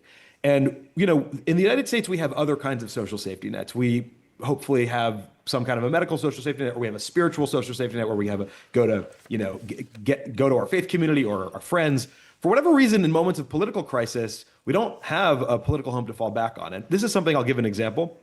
The Soviet dissidents, who many people associate dissident movements with, people who helped bring down an empire, a repressive empire, that group of people never grew to be more than about 1,000 people at any given time. It was scientists and writers and thinkers and artists, and they were gathering regularly. And what they describe is two things. One, there was something practical about gathering regularly with other people who share your values under repression. One was just, you can figure out how to smuggle your writings out of the country. We're not quite there in this country, thank God. But the other thing is that it was very emboldening for people, because what authoritarianism does, and folks who are listening will recognize this, it says, don't believe your lying eyes. Right. It says, you thought you saw Renee Good shot down in the street? Right. No, you didn't. You thought you saw Alex Preddy? No, you didn't. You thought you saw a police shooting, as we've seen for many, many years, even before Trump? No, you didn't. And so it's really important to be able to be emboldened by other people. I'll give one other specific example that I found really empowering in the course of reporting the book, which is, I think that people think that in order to move from being a quote unquote non-political person to being a political person, a non-activist to an activist, you need to start from scratch. And that is not true. It's not true. Over and over again, all over the world, we see people repurposing their networks, repurposing the communities and the bonds that they already have for a higher activist purpose. And the example Julia gave before about professors at Rutgers University gathering and repurposing their university senate into a NATO for universities that are being attacked is one, but we see the same thing throughout history. The activists who helped bring down communism in Czechoslovakia was a group led by Václav Havel, was a group of theater actors who repurposed their theater troupes and their spaces into organizing hubs. And even the printers that they were using for playbills into leaflet printing. And we see this also now all over the United States right now in people's mutual aid networks to try to get people safe from ICE and trans people into safety, et cetera. So those are two specific examples and ideas I would give. Find a political home and repurpose your networks for a higher use. Okay, Julia? Yeah, I'll try to do a few. I think the most important thing I would say is start small. It is almost every activist that we talked to had started off with the smallest possible thing. Nathan Law, the Hong Kong dissident who led the Umbrella Revolution, he started by going to the student protests against the Chinese government, passing out water bottles, right? And so he eventually joined and did more and more, but he started off real small. And another thing about that is, so don't think to yourself, oh, this isn't going to make a huge change. Do a small thing. Show up at the ICE Detention Center, bring some water bottles to the people who are already there, find out what other things they need. Also, the other thing is, if you're already doing something, ask somebody else to join you, right? One of the literature shows that actually the main way that people get more involved politically is actually just by someone asking them to. So we're not doing enough asking of other people to join us doing things. I think another thing is to think about it in terms of caring. Like, the authoritarians, really what they want to do is to steal your money, steal your rights, and then also blame someone else. Yeah. That is those people over there, the bad people are the ones who actually are so think about what can you do for those bad people that they're marginalizing, right? So that's more of a caring, like what can you do to care for that community, right? We talk about a trans underground railroad of people across the country who are smuggling people out of states that have criminalized trans existence. You can help them. You can send them money. You could load up a U-Haul. You could drive somebody across the state. Like, these are all things that you don't think of as dissident activities, but they are. And so if you just sort of think to yourself, well, what can I do to help the people who are being persecuted? And how can I get more people involved? You already have some entry points. And then don't capitulate. Say no. And stay in touch with your moral compass. Democrats need to be messaging this. This is not about a strategy. This is about saying to people, you know who you are, you know who we should be, and you know you can make a contribution to that. Follow your heart and your own moral compass. Yeah. And we're not saying that to people, so people are becoming anesthetized to the cruelty and the authoritarianism. And from an institutional perspective, I'm at a university, I'm a lawyer by training, I am in the media. If you are an institutional leader, this does not end with your capitulation. If you look at the law firms, they are now still being sued. The ones that capitulated are still being sued by Donald Trump. Most of them have lost their jobs. The university, is not going away. So part of it is, you can set that. I always think, like, if those law firms had not folded in day one, and there's been big stories about Paul Weiss, the major folding one, what would the world be like now if you just had every law firm do a NATO type, agreement, mutually assured destruction? And so from a leadership perspective, you have a lot of capacity and no, this doesn't end well. Like, I mean, the sort of, you're either history won't treat you well or the authoritarian isn't going away, because he's got you now. And I was just so grateful to read the book. We both could talk about it, for another half hour. But yeah, I'm going to say it again. The book is called On Courage: How to Be a Dissident in the Age of Fear. It's by Julia Angwin and Ami Fields-Meyer. If you don't have this book today, you need to have it by tomorrow. And whether you read it and don't do anything, or read it and do something, which is what we hope, by all means, get it and read it. Thank you both so much. And like we said, we could have talked with you about this all day, but you've been wonderful. Thank you. Thank you. That's very generous, Andrea. Thank you. We've been speaking with authors of On Courage: How to Be a Dissident in the Age of Fear. Ami Fields-Meyer is a senior fellow at the Harvard Kennedy School Allen Lab for Democracy Renovation and a former senior policy advisor at the White House. Julia Angwin is a Pulitzer Prize-winning investigative journalist and founding author of the independent Media and Audience Project at Harvard Kennedy School's Shorenstein Center on Media, Politics, and Public Policy. On Courage is available wherever you get your books. Coming up after this quick break, since we just talked about a book, we're going to spend the rest of the show talking with you about your summer reading habits. For example, does an audiobook count as reading? And do you feel pressure to finish every book you start, or are you increasingly aligning yourself with the DNF, as in do not finish movement? The lines are open to talk about summer reading next. I'm Andrea Cabral. She's Juliette Kayyem. We're in for Jim and Marjorie. You're listening to Boston Public Radio on 89.7 GBH and streaming at youtube.com/GBH News.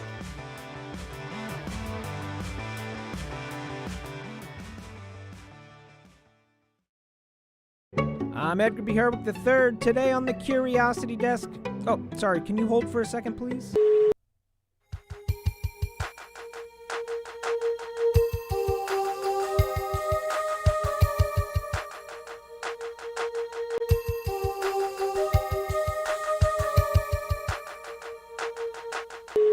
The history of hold music. That's the Curiosity Desk today at 1 on GBH 89.7. Support for our programs comes from you. And Boston Medical Center, rated Best Regional Hospital for Community Access for 2026-2027 by U.S. News and World Report, committed to providing compassionate care in our communities for over 30 years. And Subaru of New England, the all-wheel drive 2026 Subaru Forester is committed to keeping loved ones safe on adventures this summer. Subaru retailer locations at SubaruofNewEngland.com.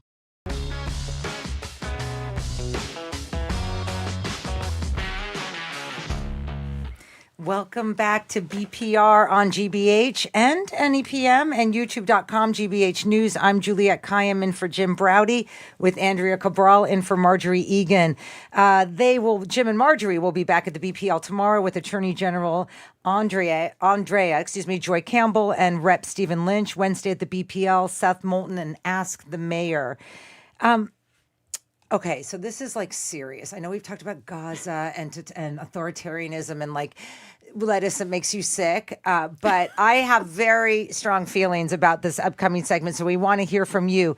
Let's start this next segment with a public service announcement. Giving up on a book does not indicate a personal or moral failure of the reader. It doesn't mean you've given up on reading altogether. At least we hope it doesn't. But we do want to hear from you about your reading habits this summer. The film adaptation of The Odyssey is bringing people back to the Homeric text and even debating which translation is best. Plus, a buzzy bestseller yesteryear about a tread wife seemingly transported to the past, forced to actually churn butter, make her own bread, and give birth without medical intervention, is rekindling a debate about the DNF movement, or do not finish, in book talk parlance. The lines are open at 877-301-8970. Call or text. What are you reading these days? And do you feel that internal nagging pressure to read a book from cover to cover? Or are you increasingly comfortable with putting a book back on the shelf if you're just not feeling it? Plus, the age-old debate, does listening to an audiobook count as reading? We'll get to that next. So, true confession, I used to be anti-DNF. I had to finish books. I realized it was keeping me from reading more because it was an enjoyable experience. And now I'm like a convert to a new religion. I am so into DNF. If you're not doing it for me in the first 50 pages, it's over. Breakup, divorce, over. How do you feel? I don't have a problem not finishing a book, but I rarely will come across a book that I won't finish at some point. My house is a library. I have like a gazillion books, and I've been an avid reader my entire life since I was a very, very young kid. So I tend to buy and get things that I think are going to deeply interest me because I do want to finish it, but I don't have a problem not finishing a book. I mean, I started a book that was a gift from a friend on Eliza Hamilton, because I actually think as interesting as Alexander Hamilton was, she probably was the more interesting one because she lived for 50 years after he died, and she's responsible for stuff like the Washington Monument and a bunch of other stuff. So I started it and then got sidetracked over the summer. But I will eventually finish it. I will go back and finish it. but I think I choose books based on that, though. I choose books that I think I want You're going to like finish. already. Yeah. So, okay, we want to hear from you because we want to hear what you're reading, what you're not reading. What did you read that you thought you'd like that you put down? Here's my confession. I'm not alone in this. I do like a good sort of blockbuster. I'm that way with movies. I'm that way with concerts, and I'm that way with books. If everyone's reading it, I kind of like to know what the vibe of the season is. So I started Yesteryear. I'm not alone, and I want to say, obviously jealous of a first-time novelist who sells 1 million books. It's an incredible story. Just for me, it wasn't incredible. And about 60 pages in, I was doing that sort of, 100 pages in, I was like, it's like 3 weeks later, and I'm still on page 100. And just for me, because I know the producers, three of the female folks here at Boston Public Radio all said that they loved it and they read it for their book club. I put that book down. That's okay. Yeah. It's not for everybody. I mean, we're already hearing from our texters, anonymous texters, an audiobook doesn't count. You aren't as engaged as you are, and not just listening, but doing something else too. So I think I agree with the texter. Reading is an activity in and of itself. So let's see what Jane from Concord has to say. Hi. Hi. I have strong feelings about this also. I am a passionate audiobook listener because I think a lot of times the actors or the readers, the narrators are enhancing the story. If you ask some kids who have read all the Harry Potter books and listened to all the books and heard all the voices that the actors have done, it's another great way to take in the book. And people have been using their hands to read with Braille, or people with sight problems or learning disabilities, they can use audiobooks to understand better. It depends on the topic, and each person has a different preference. It can be very relaxing if you're just falling asleep, which I do. So I do multitask while I listen to them. And you were asking about what type of books. I do read mostly mysteries and thrillers as my preferred genre. And I can do multitasking and maybe miss a couple of things, but I also have the hard paper book to look back on if I feel I need it. Yeah. And one other thing, you were just mentioning the book Yesteryear, Juliet. Yeah. I listened to that audiobook without the paper copy with it, and I found it kind of confusing how it bounced around. Interesting. A narrator. I'm with you on that. Yeah, and I enjoyed it, but it was sort of weird. And at the end, I sort of thought, I'm not sure I got the whole concept. It is true.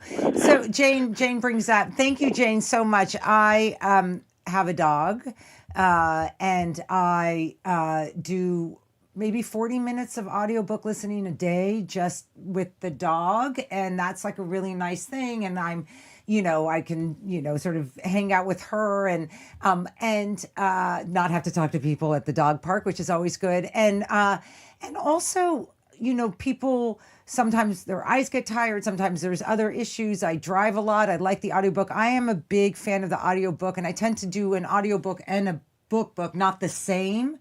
We were talking about this earlier. So I do fiction, audiobook, nonfiction, book, and they all feel the same. But the narrator is very, very important. I just want everybody to know I'm getting totally ratioed on the on my thing that the audiobook doesn't count. It's not the same as reading.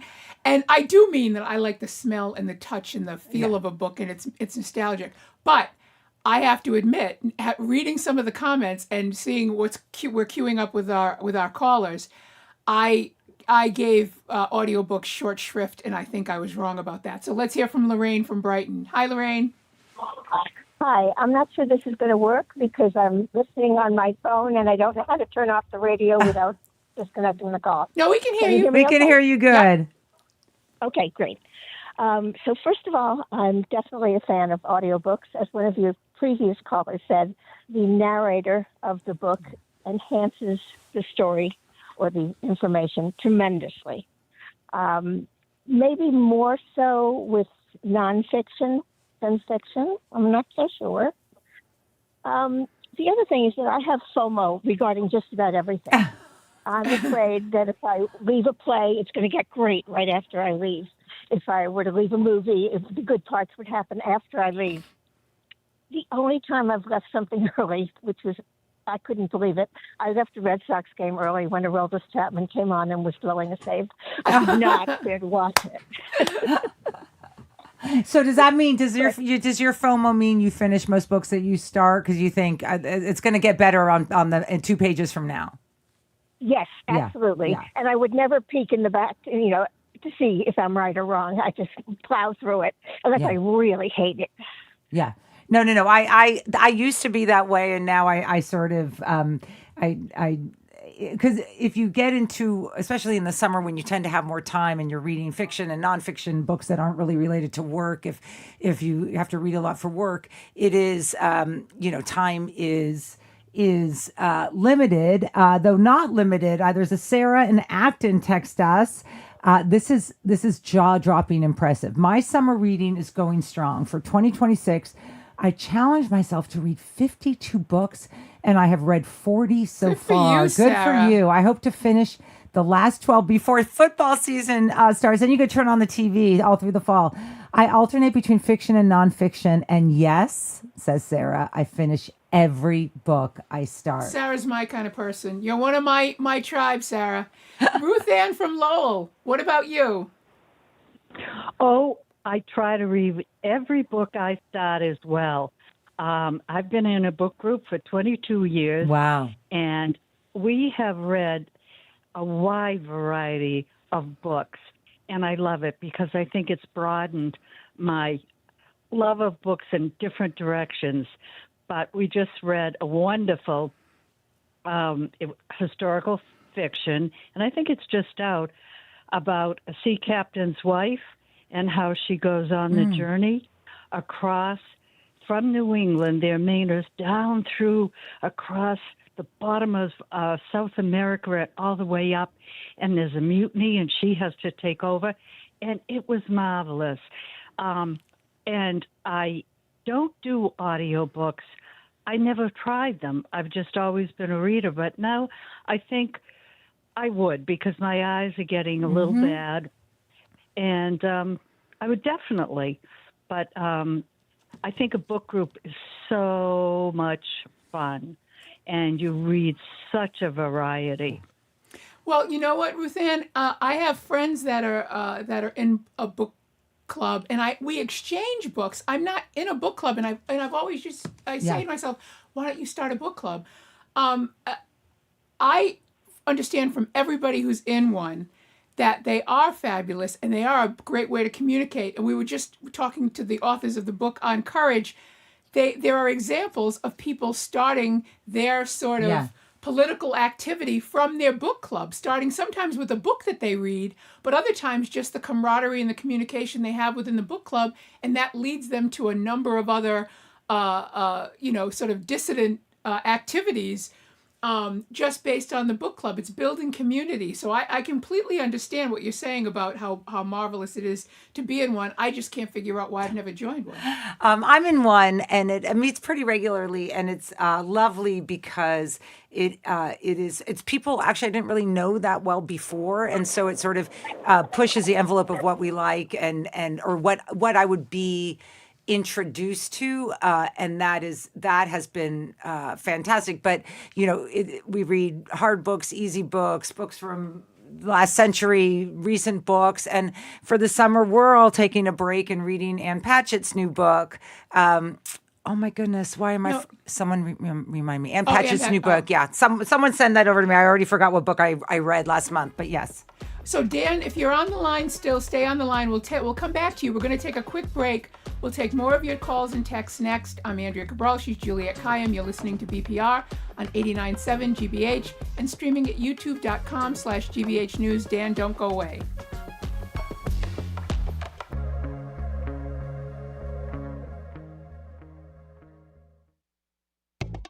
New federal student loan caps are taking effect, and some students are reconsidering where or if they can afford to go to graduate school. Because of these new restrictions, this is no longer seeming like a possibility. This battle for control is raising big questions about who should manage billions of dollars in financial aid and research funding.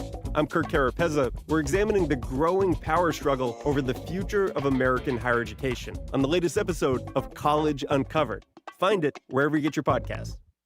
Our programs are made possible thanks to you. And Gloucester Stage presenting Dalloway, First Love by Lindsay Joel, a modern coming-of-age romantic comedy prequel to Virginia Woolf's beloved Mrs. Dalloway. Starts Thursday, August 13th. Tickets available at gloucesterstage.com.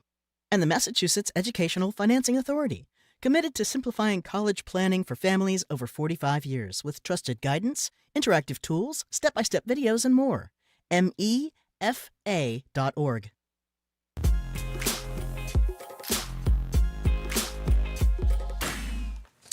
Welcome back to BPR on GPH and NEPM. Now, can I start all over? Can I? I'm going to. Welcome back to BPR on GBH and NEPM, streaming at youtube.com. GBH News. I am Juliette Kayyem, in for Jim Browdy, who makes no mistakes, with Andrea Cabral, also at 100%, in for Marjorie Egan, equally so. They will be back at the BPL tomorrow with Attorney General Andrea Joy Campbell and Rep. Stephen Lynch. Wednesday at the BPL, South Moulton and Ask the Mayor. We are continuing our conversation on summer reading with lots of opinions, not just about books, but how one reads and whether one finishes them. For the rest of the show, the lines are open at 877-301-8970. We want to hear about your reading habits. How many different translations of the Odyssey have you made it through this summer? Or are you still making your way through Heated Rivalry? Nice pick there. And if you hate a book after a few chapters, is it okay to throw it back on the bookshelf, never to be opened again? And what about audiobooks? Do those count as reading to you? It's all on the table. Call or text 877-301-8970. You have just a few weeks left to get through that pile on your nightstand. I will say the book that I am reading with my book club, which I forgot, but I have read it, the title Whistler by Ann Patchett. I'm a big Ann Patchett fan, like many of you. Meryl my friend Nancy's reading Yeah. it, My talking about audiobooks, Meryl Streep narrated a book that came out of hers about about 2 years ago, that was just terrific, because it was like Meryl Streep talking to you while you're walking your dog.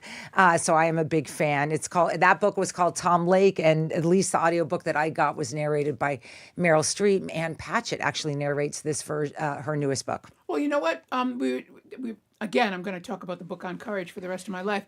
But Rachel Maddow loved the books on courage so much, she volunteered to narrate the audiobook. Oh, wow. Volunteered to do it. Yeah, she thinks it's that good. So I just want to say thank you to Lynn from Bedford, who texted us, because Lynn is taking my side in the audiobook versus hardcover book thing. She said, listening to an audiobook is not reading. A previous caller put it really well. It's a way to take in a book. But she said, Lynn says, it's a different activity than reading. No judgment, though. Enjoy a book any way you want to. Thank you, Lynn. Yes, amen, Lynn. That is right. true. That is true. Just take in those words, however it's best to take them in. So let's let Dan finally get a word in. Yeah, All right, sorry, Dan. No problem. So I think audiobooks are definitely reading. I'm horrendously dyslexic. And if I try to read a book, especially a documentary or a thing on someone's life, it takes me forever just to get through a page. I've often had to restart and complete chapters just to get through it. And so the audiobook has allowed me to read or get the information that everybody else has done. Right. I've been having audiobooks since they were books on tape back in the Oh, I remember. They've really helped me so that I've been able to sound as smart as everybody else that is reading books, that I just struggle reading. Yeah. That's great to hear, Dan, and a good reminder that we take in information in the ways that are most accessible to us, and glad that you are doing so. I've never seen anything like this. We were like, people will talk about reading. People have strong opinions. We will continue to get your calls. Bryn from Rhode Island, you have a strong opinion. Yes, I have very strong opinions generally, but on DNF, I would say, life is far too short to suffer through something you hate. And, I'll be a little bit of a hypocrite on that because I have not DNF'd anything, but that's kind of because I'm a suffering optimist that hopes it's going to get better. Yeah. And so, take that with what you will. And on audiobooks, I would say, I hope they're reading because that's all I do. Yeah. Because I've got a learning disability, and so it's much easier for me to absorb auditory content than it is for me to look at it with my eyes. And having, driving and listening to an audiobook, it makes it so much easier to absorb because half of my brain is already occupied. Are you driving right now? It sounds like you are. I am. Yeah. Yes. Yeah. No, I listen. When I do long drives, I don't listen to podcasts. I listen to books. They are great for drives. And I actually think it makes me a better driver because you are so not distracted. I mean, you are not. Exactly. Oh, I wonder who just texted or whatever. Not that I do that, but you know what I mean. Oh, yes, you do. That's why you said it. Exactly. Well, thank you, for the call, Bryn. This summer. Happy reading. All right, so let me see. Who's next? Liz from Foxborough. Hi, Liz. Oh, hi. And it's Foxborough with a B. Oh, yes. Oh, sorry. Yeah. Okay, good. Okay. That's okay. We said Foxborough. We were reading incorrectly. Sorry. Foxborough, O-R-O versus No. O-U-G-H. It's Sorry, Foxborough. Yes. Foxborough. Go ahead, Liz. We spend our lives saying Foxborough with a B. That is hilarious. But yeah, no, I guess I'm calling because I am one of those people who are reading the Odyssey after having seen the movie. And I am loving it, actually. So what do you like about it? What do you like about reading it versus the movie? Well, reading it, first of all, it goes into much more detail of all the different places, all the trials and tribulations that Odysseus goes through. I bought the Robert the Fagel translation years ago when it first came out because I took a course from him in college. Wow. But I had kids at home and I never did get to read it. And so after seeing the movie, I thought, well, why not? And the thing is, it's broken up into it's almost like it's not verse. It's very readable, and it's broken up into 24 chapters. So you can sort of do a chapter and be done, and it takes 20 minutes, maybe 30. So it seems it's broken up into nice increments. So that's great. Yeah, no, that's good. I do think I saw the movie too, and I sort of hated how much that I sort of knew. Of course, I knew about the Cyclops. Of course, I knew about Hades. But you only get a glimpse of it in the movie, and I think you're inspiring me that I will turn to that book later. I love all mythology. I love the Odyssey, but I love Greek, Roman, Norse. I love it all. I have since I was a child, so I loved reading it. Annie from Gardner. Hi. Hi, great show. I am another audiobooks person, and one of the reasons I love audiobooks is when it comes to nonfiction is when the writer is the reader. Yeah. Because their voice just brings so much more with their intonation and phrasing and sometimes laughing or however they, will word something. It just brings so much more emphasis and emotion into it. And likewise for fiction, there are some readers that are just so good at interpreting the writing and bring just a whole other dimension of meaning to it because of that. It's kind of a more human interaction somehow with me as the reader. Thank you for the call, Annie. No, you know what? That's very true, especially when the point she's making about the writer knew when they were writing it how they wanted it to be read, right? Yeah. So when they narrate it, they do it that way. And the book that another book that everyone's talking about, of course, is I was trying to think about sort of what book is that true for, where the author is the best narrator is the other sort of phenom book of the summer, which is Strangers by Belle Burton, the woman whose husband just sort of walks out on them after 25 years, and because her descent into what is the sort of the deception or whatever, her inability to explain to anyone what in fact happened to her marriage, you can hear it in her voice. And it's a great narrated read by an author for that reason. So where are you, Eric?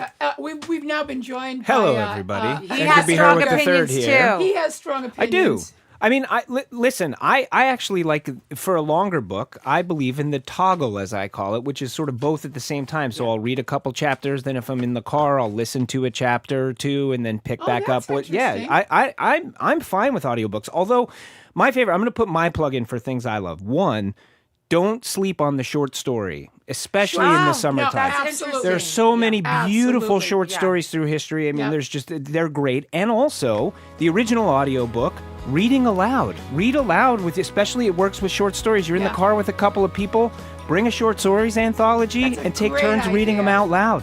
What's coming up on the Curiosity Desk? Curiosity Desk today, we're going to look into the history of something that we all experience, but maybe don't think about that much, which is hold music.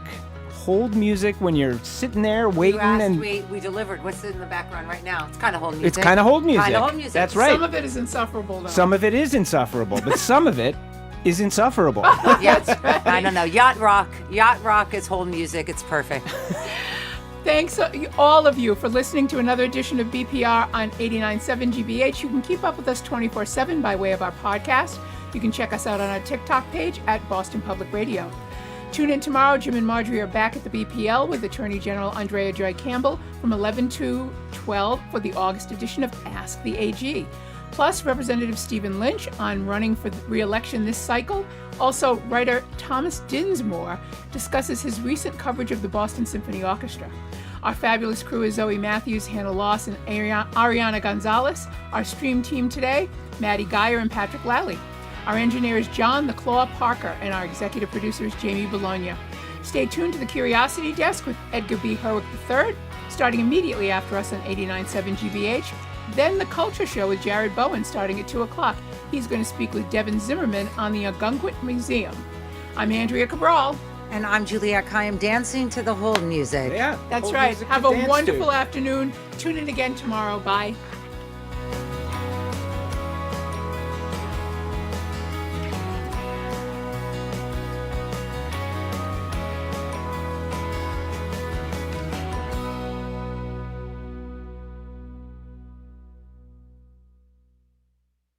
From the stories of centuries past to discoveries that will define our future, How Did We Get Here's, how-tos, and more.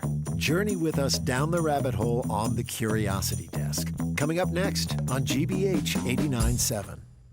Support for GBH comes from you. And Burton's Grill and Bar this summer features lobster rolls through August. Fresh lobster meat served on a toasted brioche bun, either warm with butter or chilled with house-made aioli. More details at burtonsgrill.com.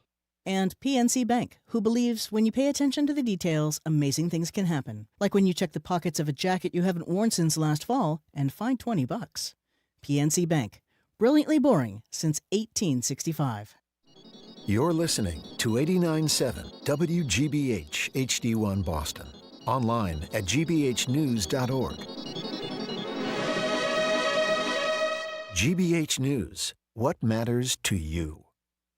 I'm Edgar B. Herwick III. Today on the Curiosity Desk, for those who own their own homes, there are little things, tiny tweaks you can do to make your plot of land a little more environmentally sustainable. Think native plants, pollinator gardens, artificial turf. That is, if you can get your HOA, those famously neighborly community groups, on board. 2 conservation social scientists join. After that, if you had to guess, what would you say is the most listened to song of all time? Stairway to Heaven? Uptown Girl? How about Tim Carlton's Opus No. 1? Oh, you haven't heard of it? I bet you have, waiting on hold for a customer rep. Oh yeah, we'll look back at the history of hold music.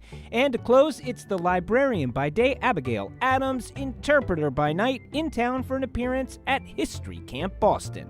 That's all ahead this hour on the Curiosity Desk.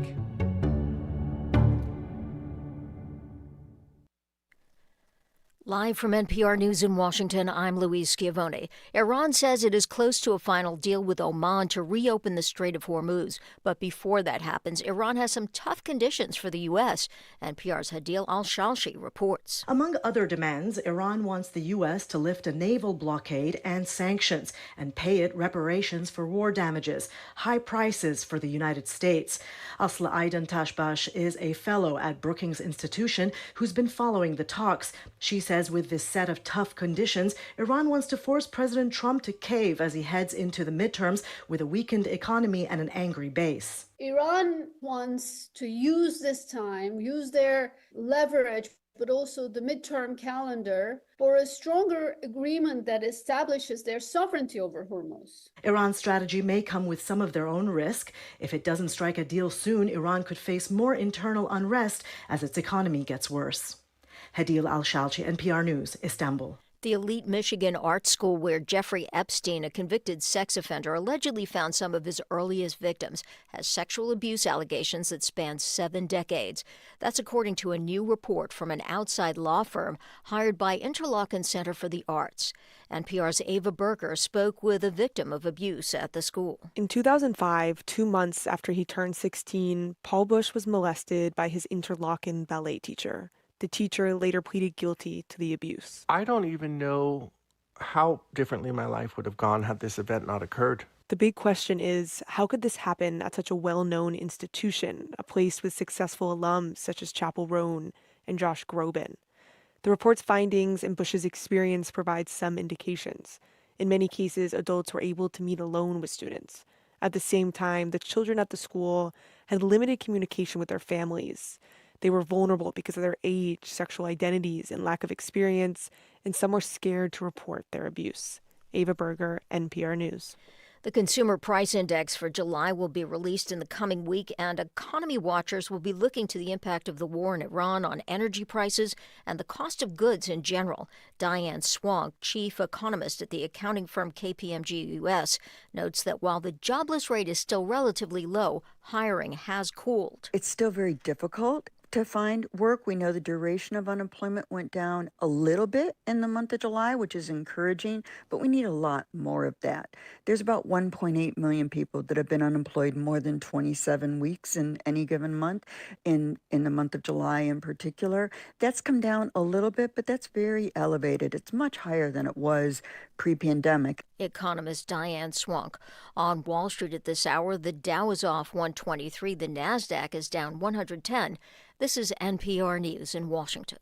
Good afternoon. With the latest from the GBH newsroom in Boston, I'm Craig Lamolt. Massachusetts has now scrapped state limits on abortions after 24 weeks of pregnancy. Governor Maura Healey signed a bill today, leaving decisions about third trimester abortions in the hands of doctors and patients. GBH's Amanda Keene has the details. Massachusetts previously had a broad ban on third trimester abortions with very few exceptions.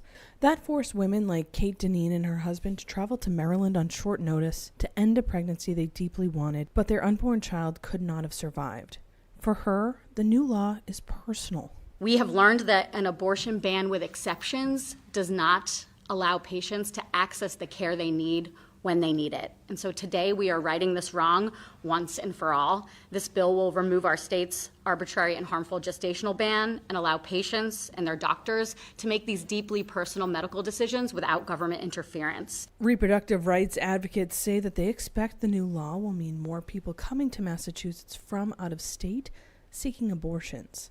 Amanda Keene, GBH News. Legendary former Patriots kicker Adam Vinatieri was inducted into the Pro Football Hall of Fame Saturday after one of the greatest kicking careers in the game's history. He played his first 10 seasons in New England, where he made game-winning field goals in Super Bowl 36 and Super Bowl 38. To Mr. Kraft and the Kraft family, thank you for believing in me. Thank you for building an environment second to none. These past 25 years of the Patriot dynasty may never be repeated. Your time to join us on this stage and in the hall is right around the corner, and I can't wait. Vinatieri's 2,673 career points are the most ever by an NFL player. This is GBH. Support for NPR comes from NPR stations. Other contributors include Fisher Investments. Fisher is committed to helping clients stay on track to reach their financial goals and enjoy a comfortable retirement. FisherInvestments.com. Investing in securities involves the risk of loss.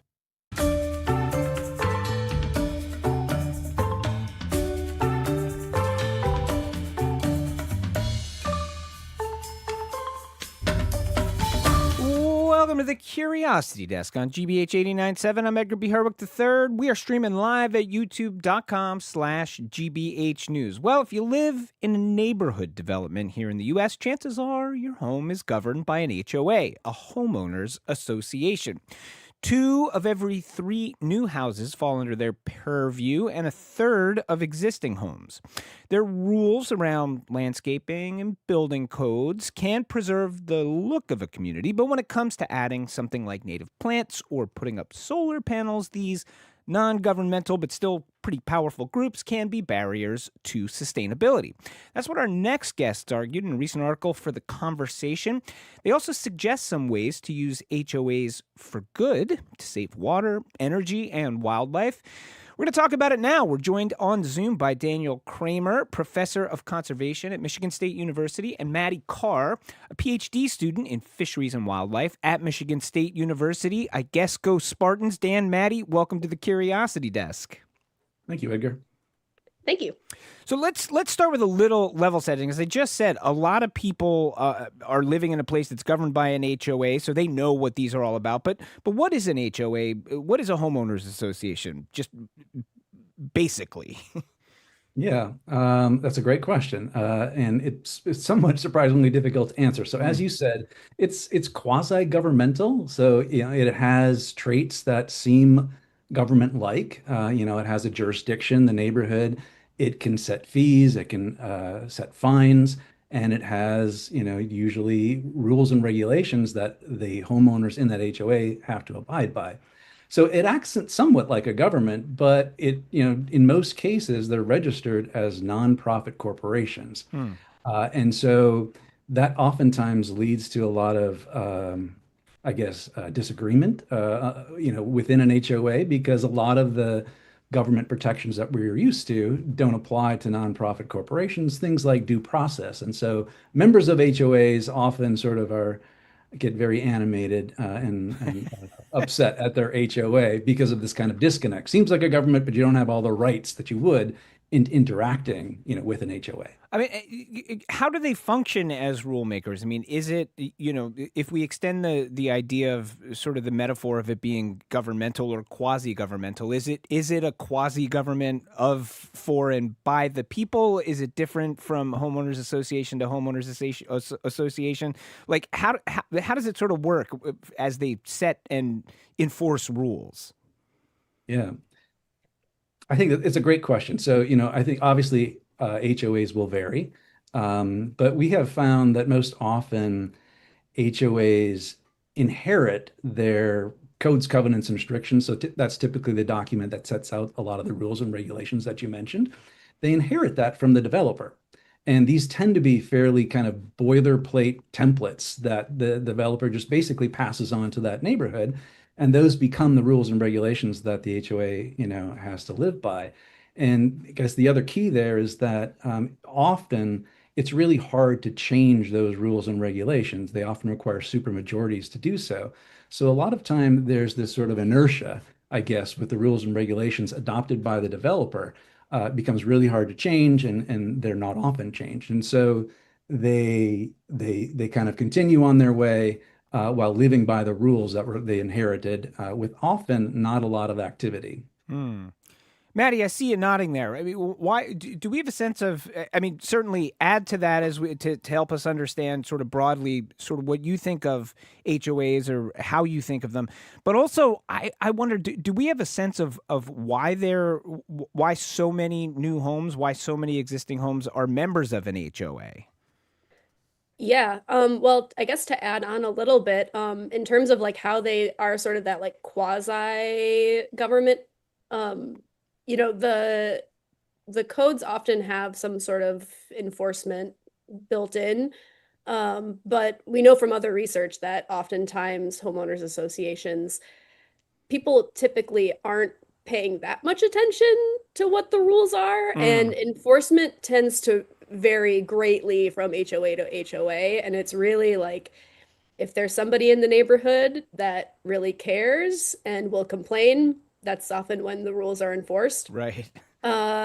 Which is what people end up complaining about a lot, I think. But other than that, yeah, it varies greatly from HOA to HOA.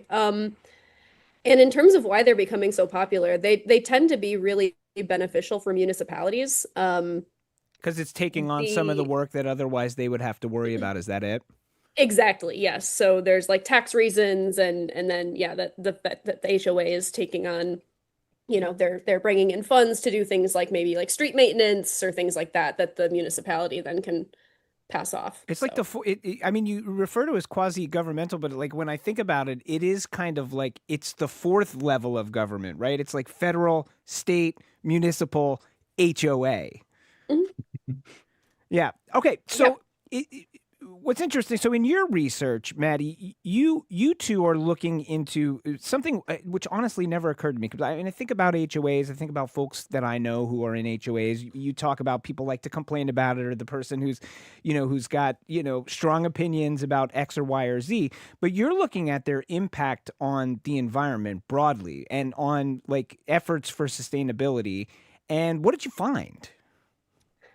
Well, there were sort of two phases to the research. So the first thing that we found was that, at least in, Ingham County, Michigan, where we did our first study, so in more of like a Midwest setting, a lot of the HOAs really did not have a lot of codes that were sustainable in terms of, especially like landscaping codes, and oftentimes were forms of like barriers to doing more sustainable things. So in terms of requiring lawns or like a minimum home size, that was really common. The next phase of the research was to ask this question of, well, what if an HOA had sustainable codes? Would people do it? And so that was when I looked, it was around Madison, Wisconsin. So again, another Midwest setting.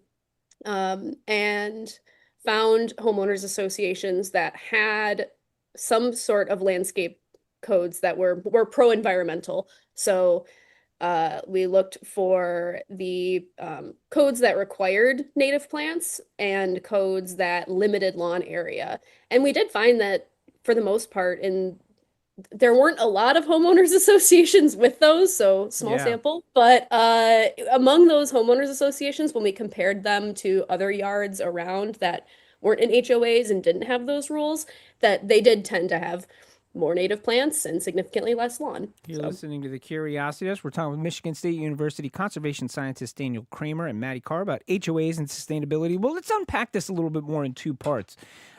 When you talk about looking at HOAs and saying, okay, we're going to take a look at whether or not any of their coding is, environmentally friendly or sustainable. What specifically, what are kinds of things we are talking about that might be quote unquote sustainable or environmental friendly in an HOA code? Daniel?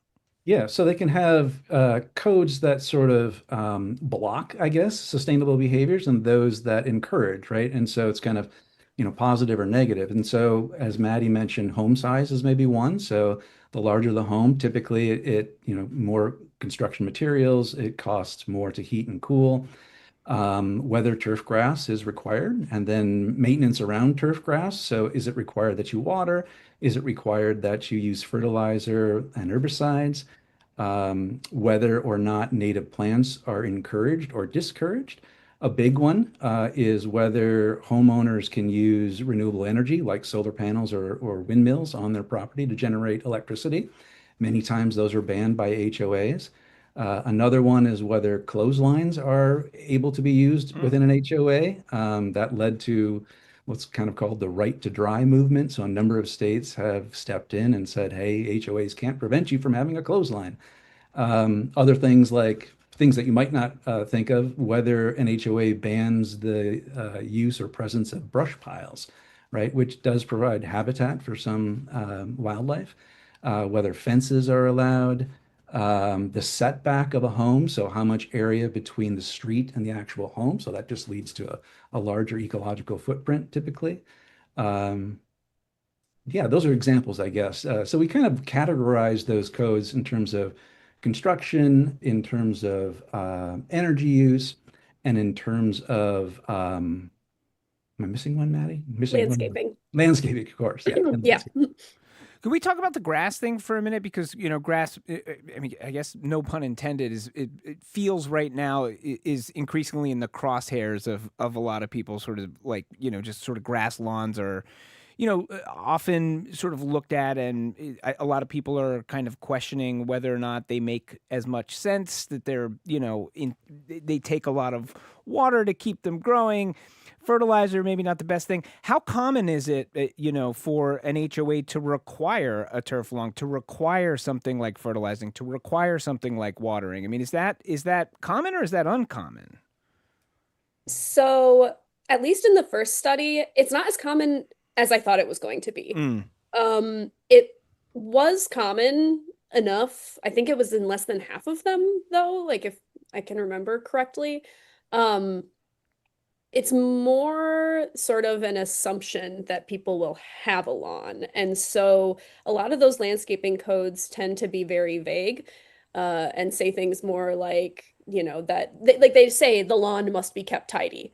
Right. There was never a requirement for a lawn, but the lawn is referred to. So there's a lot of, I guess, assumptions about what a yard should look like. And, that a lawn is just sort of part of the human landscape, and that, at least in my view, is not necessarily true, and maybe is something right, I'm glad people are questioning. They're like, it. We all know you're going to have a lawn because you have Right. a house in this neighborhood. So let's take it from there. You've got to keep the lawn nice and tidy.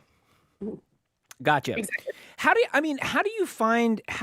you track down this HOA information? I mean, it seems to me like I would imagine that these HOAs, maybe I'm wrong, but I'm assuming there is not some sort of national database of HOAs, or that HOAs don't have to file their HOA agreement with any sort of like federal thing that it has to be approved by or whatever, right? Like, how did you track down, and how hard was how sure are you that you even have, any like representative sample of the HOAs that are out there when you're doing this research?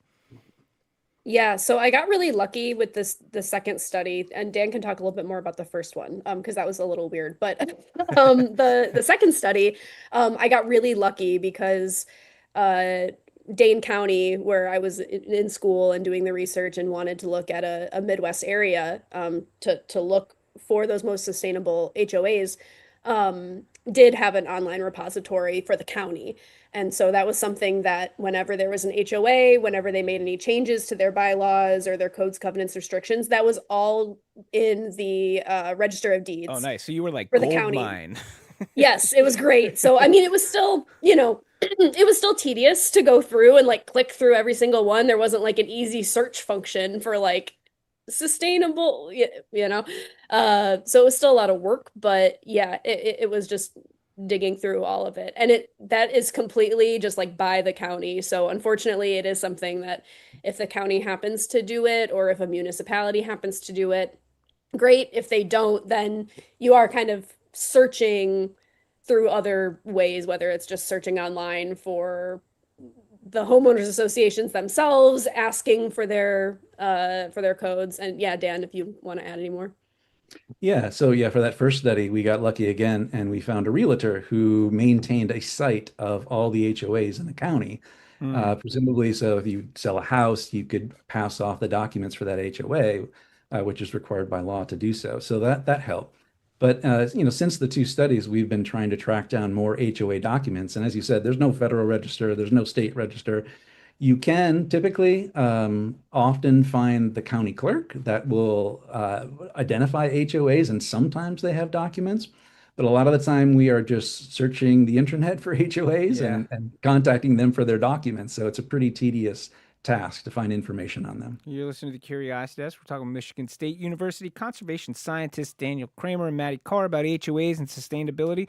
Well, let's get into the sustainability piece. I mean, as you said earlier, as we were talking, it's like, you kind of make the argument, hey, here's an area where if you care about sustainability, if you're trying to make an impact, move us toward a more, sustainable future, a more environmentally friendly future, here's this thing that exists all over the country. Here's this thing that a lot of people are adhering to in one way or another that could, it sounds like you're making the argument, move the needle and maybe move it pretty far. So what's the argument here? What's the call to action, so to speak, Maddie? Well, I think there's two different ways of looking at it. There's sort of a top-down way of looking at it and the role that maybe state governments could play in maybe restricting the restrictions, I guess, that homeowners associations can do. And then sort of a more bottom-up, like collective action way, which gets me really excited. When we think about HOAs, it is a group of people, a neighborhood that is in a clearly defined area, and they all have these collective rules about their landscaping. And so, really, I guess maybe my call to action would be if you were somebody that was very passionate about expanding native habitat, native plants for wildlife and things like that, that's something that you would, it's hard, but like, I think talking to your neighbors and finding other people in the neighborhood. Yeah. Yeah, I know. You gotta talk to your neighbors. I see. Yeah. This is tricky. The call to action. This already sounded tricky.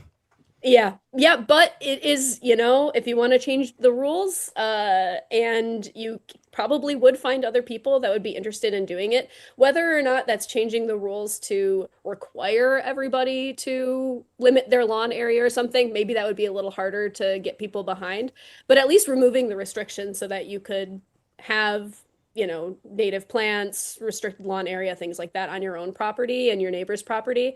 When I think of the potential of, if you live in a city or something and you have your little plot where you have your native garden, that's great that you are providing that habitat, and that's awesome.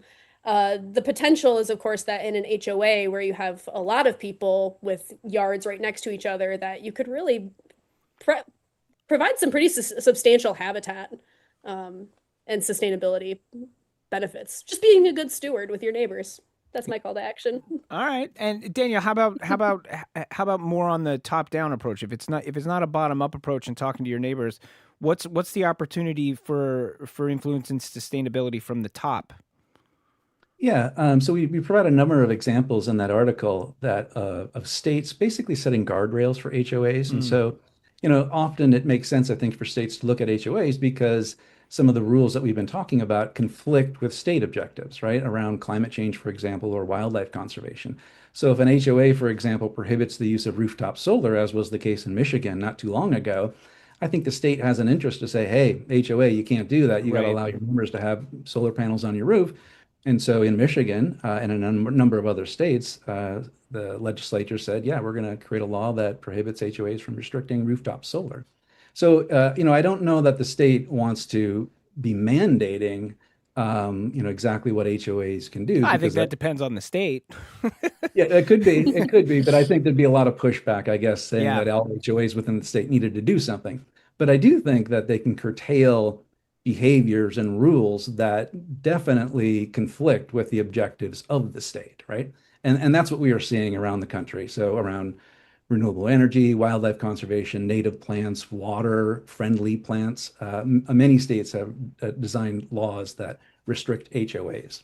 All right. It's interesting stuff. Keep your eyes open. It seems like this could be, the next front on the battle over sustainability here in this country, HOAs. We've been speaking with Daniel Kramer, professor of conservation at Michigan State University, and Maddie Carr, PhD student in fisheries and wildlife at that same university. Their article on HOAs as barriers to sustainable landscaping and solar energy was published in The Conversation. Thank you both for sharing your time and expertise with us today on the Curiosity Desk. Thanks, Edgar. Thank you.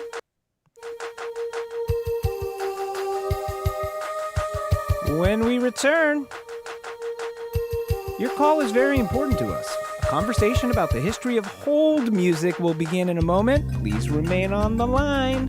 This is the Curiosity Desk.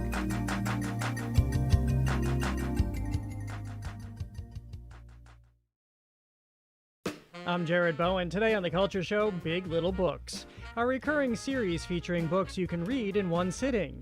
This month it comes with a twist, literally. Series curator Jill Medvedow and cocktail authority Jackson Cannon discuss John Maxwell Hamilton's The French 75, a lively history of a cocktail shaped by war, myth, and reinvention. Cannon will serve up the libation at the center of it all.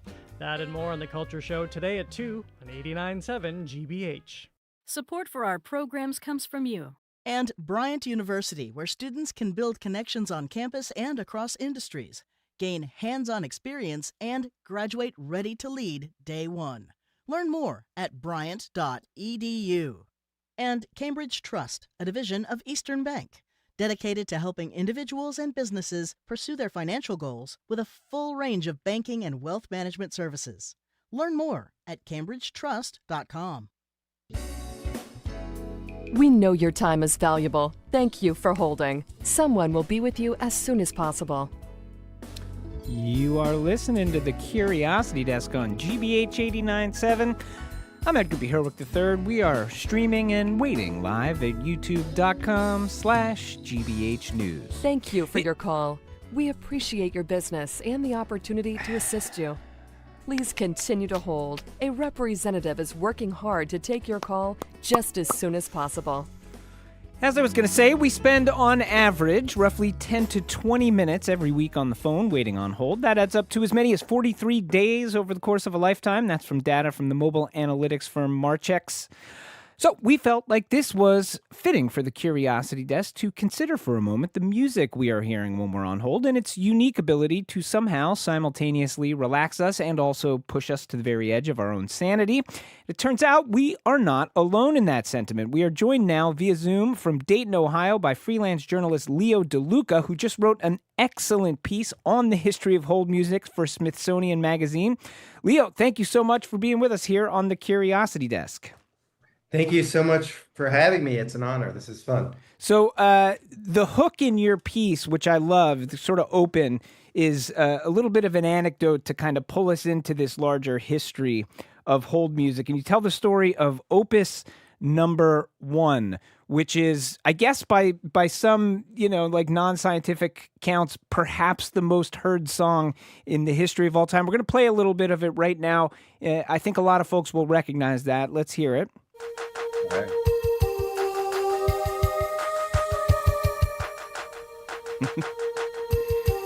Tell us about Opus number 1. Sure.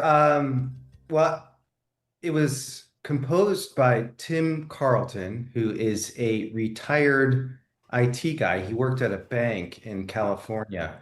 Now, there's an excellent episode of This American Life wherein this gentleman is trying to figure out the composer for that song, and they hunt down Tim and they finally find him.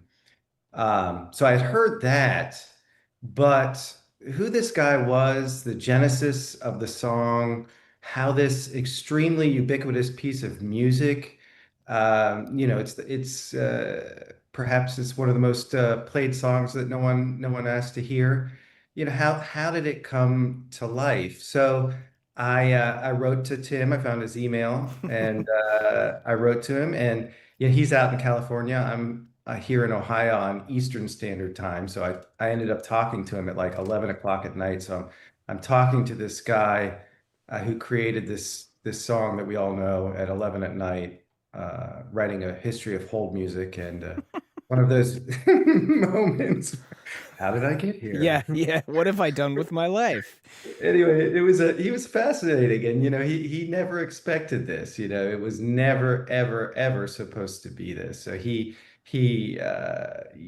recorded this thing on a 4-track recorder using a synthesizer that he had bought for his 16th birthday, and a drum machine, and in his home, he recorded it with a friend who then shelved it, went on with his life. His friend gets a job at Cisco, the company that does business phones.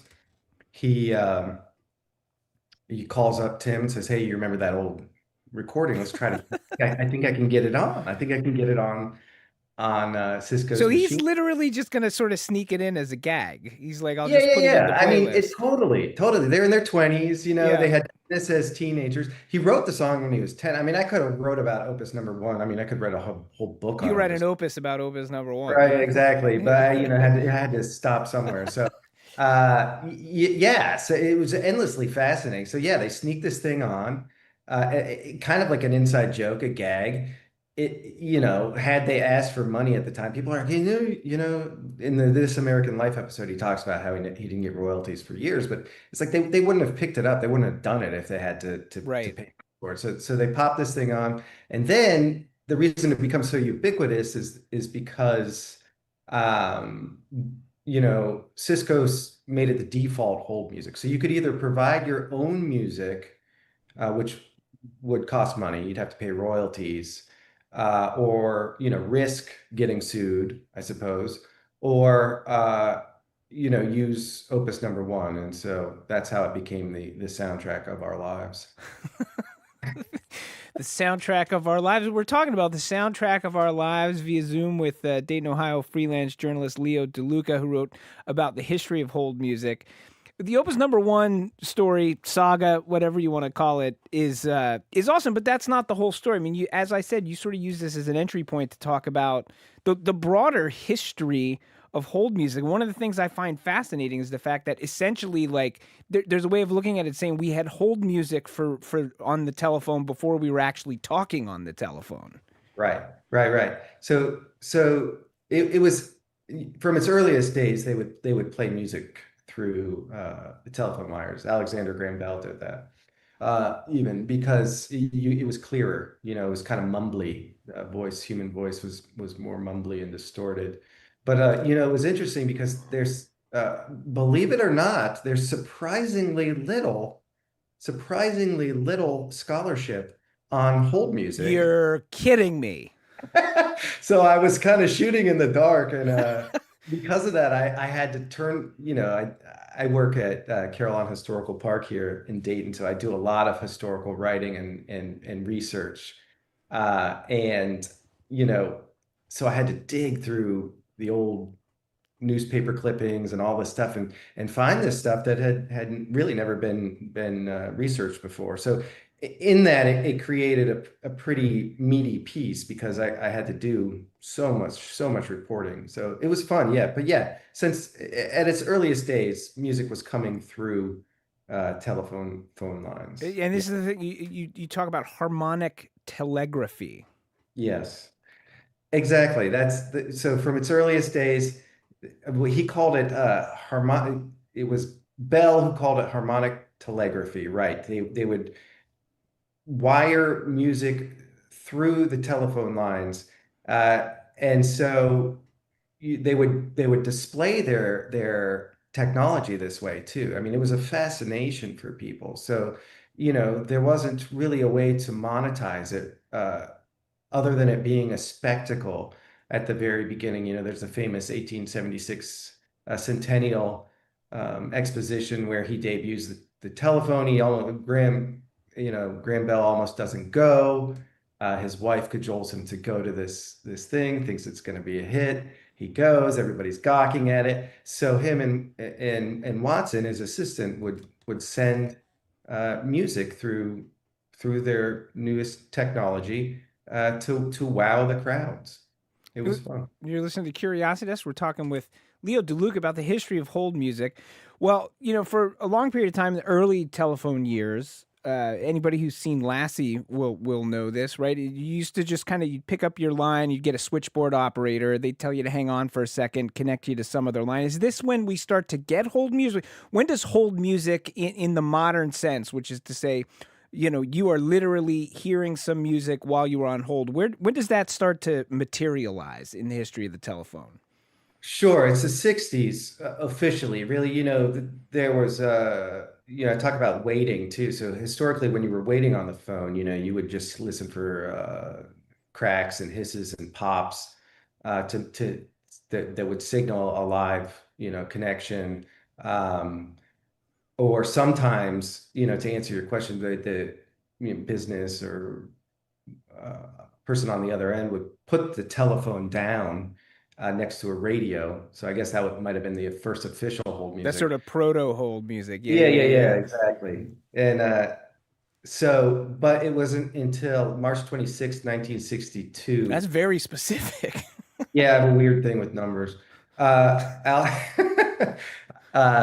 I can remember somebody's social security number before I could remember their name. Wow. Anyway, I digress. So in 62, he files a patent for this device, and there's this story that he was a factory owner. He's from Long Island, and that basically the story goes is that there was a radio station. I don't know if this is apocryphal or not. But there's a radio station next door, and there's an exposed wire and a metal girder. And that is turning his factory building essentially into a receiver that is then playing whatever's coming on that radio station for people calling into the factory. Now, I have found nothing on that. It was a piece of the story which I thought was interesting, but I couldn't verify it. What is true is that in 66, April 12th, 1966, his patent is granted. So that's really the beginning, I would say the beginning of hold music officially, April 12th, 1966. That's the first. Do we know what the first hold music was? That is a fantastic question. I do not know. I do know that, in the early stages, they were using, artists' compositions, but not paying royalties. It's kind of one of those Wild West things. And so they eventually had to nip it in the bud. And again, you get to the point then where you get Opus number 1 because they didn't have to pay royalties on that. Yeah. But yeah. You listen to Curiosities. We're talking Leo DeLuca about the history of hold music. Why did you how did you get on this? And what is it about this that interests you? That's a fair question. I do not know why my mind works the way it does. I think that, there's a lot of people, I'm sure, who, walk around the world and I see things and I'm like, where did that all come from? Like, what's up with traffic cones? Where did those start? And I really love these histories of seemingly mundane technologies, but then you scratch a little bit beneath the veneer and you uncover this incredible story. And so, that's what, to quote Wynton Marsalis, it's like one thing and its opposite coming together. That's what makes a great story. So I find that the mundane technologies in life are endlessly fascinating to uncover what's beneath them. And then every so often you get lucky and, like this one, there was no scholarship. And so I was able to do something that was rather original. So, you're at this inflection point, I think, a little bit, it seems to me, in history, which is to say you have stumbled upon a topic which does not have a lot of scholarship around it, which there are vanishingly few topics, I think, left where there's not a lot of scholarship on it. I would also argue, you could look at the time we're in now and say, are we going to have hold music in another 5 years? Even in another 3 years, the rise of AI, communications getting quicker, more efficient. What do you do with this now? Are you looking at this and saying this is my moment in time to really sort of say this is the story of this chapter of history? Or are you done with this one article and you're done? What's the plan here, Leo? There really is no plan. As with most things in my life, what do they say? See what happens. You want to make God or the universe or whatever laugh, tell God your plans. So anyway, I have no real plan. I do think that there's a lot more to Opus number 1 as a place to tell the story of hold music. I'm not sure what's going to happen with it. Certainly, it's one of those things, those aspects of life that none of us want to deal with. So that's something that we're eagerly waiting for technology to take away from us, right? Yeah. So I'm sure they're trying adamantly to the chagrin of the hold music companies. They don't like that. They're kind of kicking and screaming about it. But I don't know where this goes. But it's an interesting point. It is kind of fun to come in here as the boat is perhaps leaving the dock and say, hey, wait, before it sails too far off into the distance, let's capture, where this all came from and what this phenomenon for the last however many years was all about. All right. Well, we're all counting on you, Leo. We've been speaking with freelance journalist A lot of pressure. Leo DeLuca. Check out his story, Smithsonian Magazine. It's called A Brief History of Hold Music, from Early Patents to the Soundtrack of Customer Service Purgatory. Check out the rest of his work at leodeluca.com. Leo, thanks so much for spending some time with us on the Curiosity Desk. Appreciate it. It was great to be here. Thank you so much for having me. When we return, we learn how to decode a dialect, how 18th century letters offer insights to what those colonial-era Bostonians actually sounded like. It's the Curiosity Desk on GBH. Don't go anywhere. Your call is very important to us. Please stay on the line and you'll be transferred to the next available agent.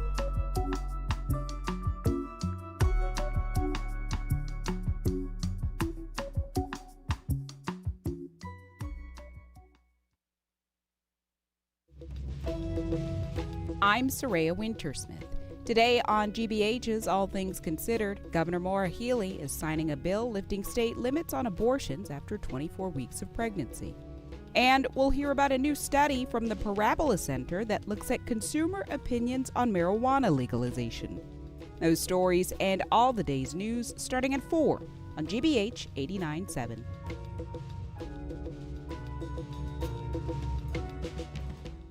Support for GBH comes from you. And the David M. Rubenstein Americana Collection in support of the JFK Library's exhibit Declaring the Revolution, America's Printed Path to Independence, featuring historic documents that inspired the Declaration of Independence. jfklibrary.org. And Modern Pest Services, providing integrated pest management for Boston homes and businesses. Modern Pest uses a prevention-first approach to seasonal pests to help target the source of the problem. Learn more at modernpest.com.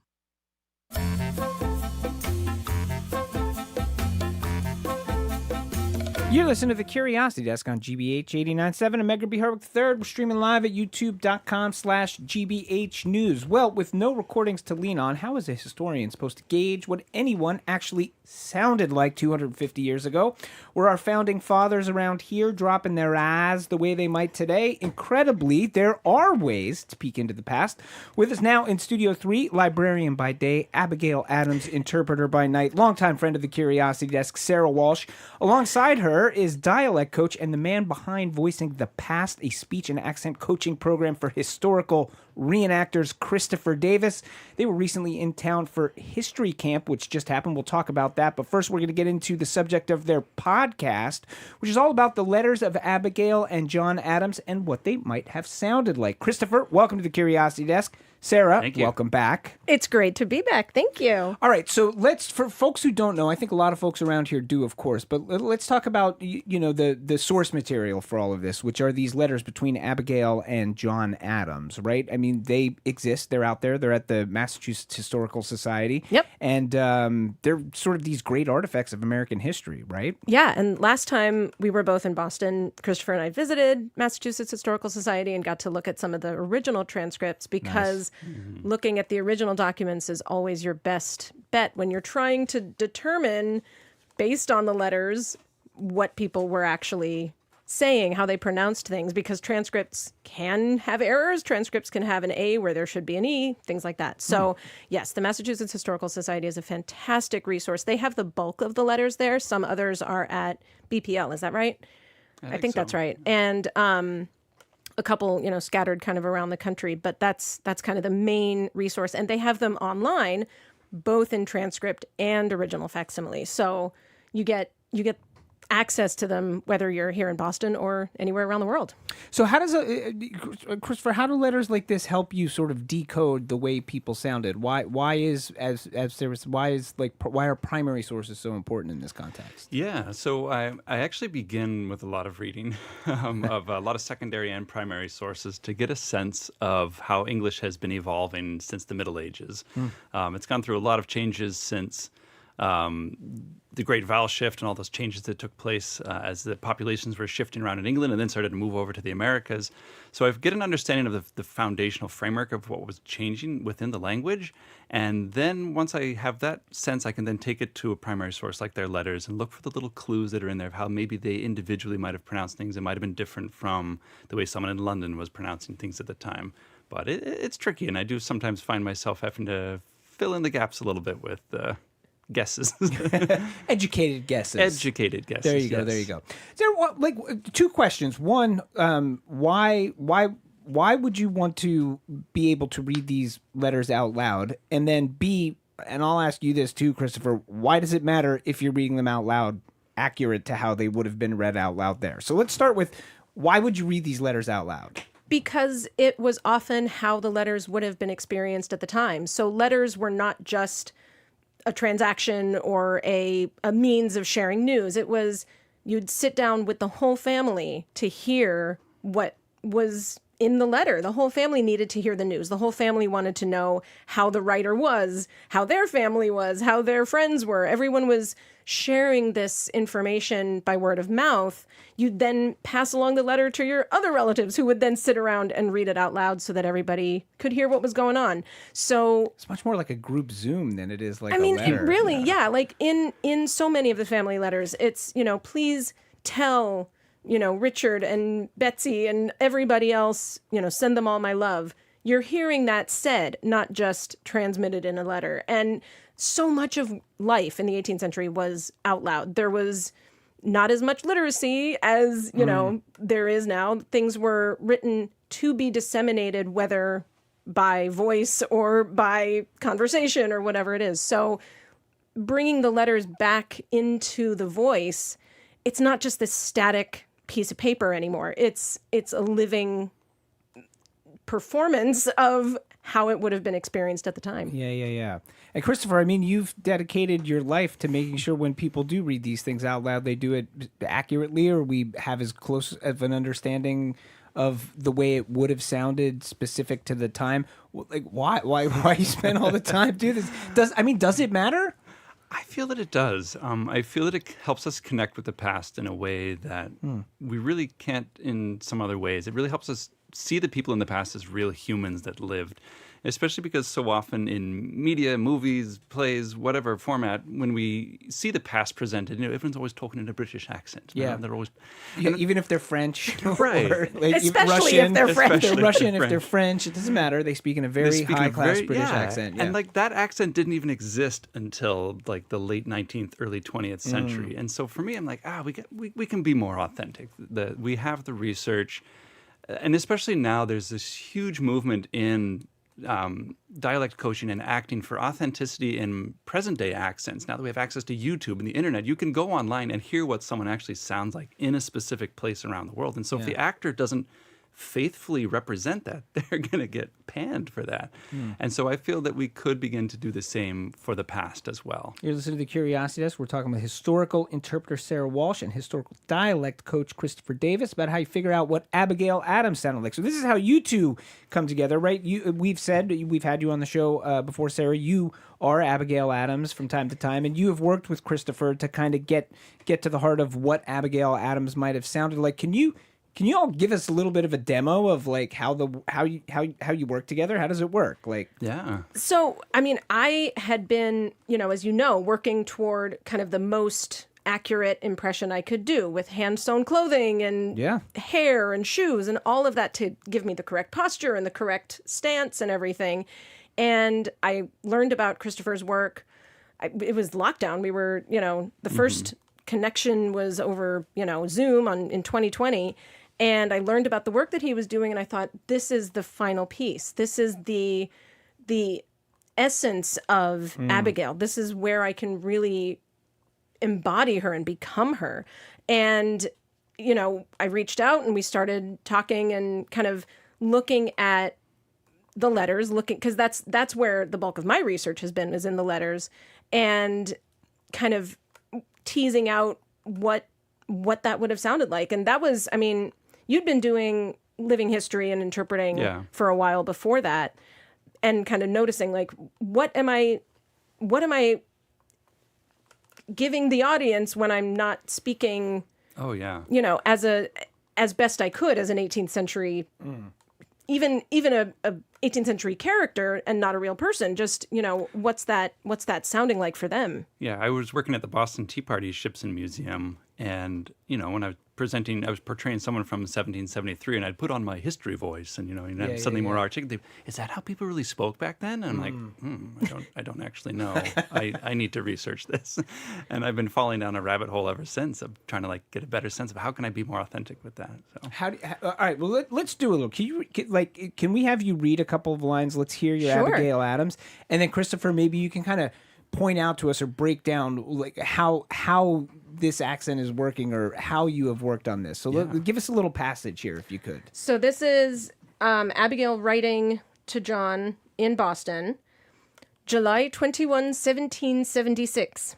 Last Thursday, after hearing a very good sermon, I went with the multitude into King Street to hear the proclamation for independence read and proclaimed.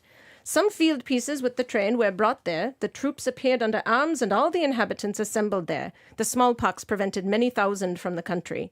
When Colonel Crafts read from the balcony of the State House the proclamation, great attention was given to every word.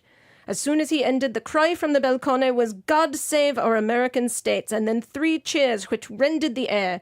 The bells rang, the privateers fired, the forts and batteries, the cannon were discharged, the platoons followed, and every face appeared joyful. Mr. Bowden then gave a sentiment, "Stability and perpetuity to American independence."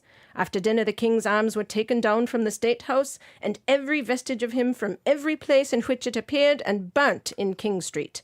Thus ends royal authority in this state, and all the people shall say, Amen.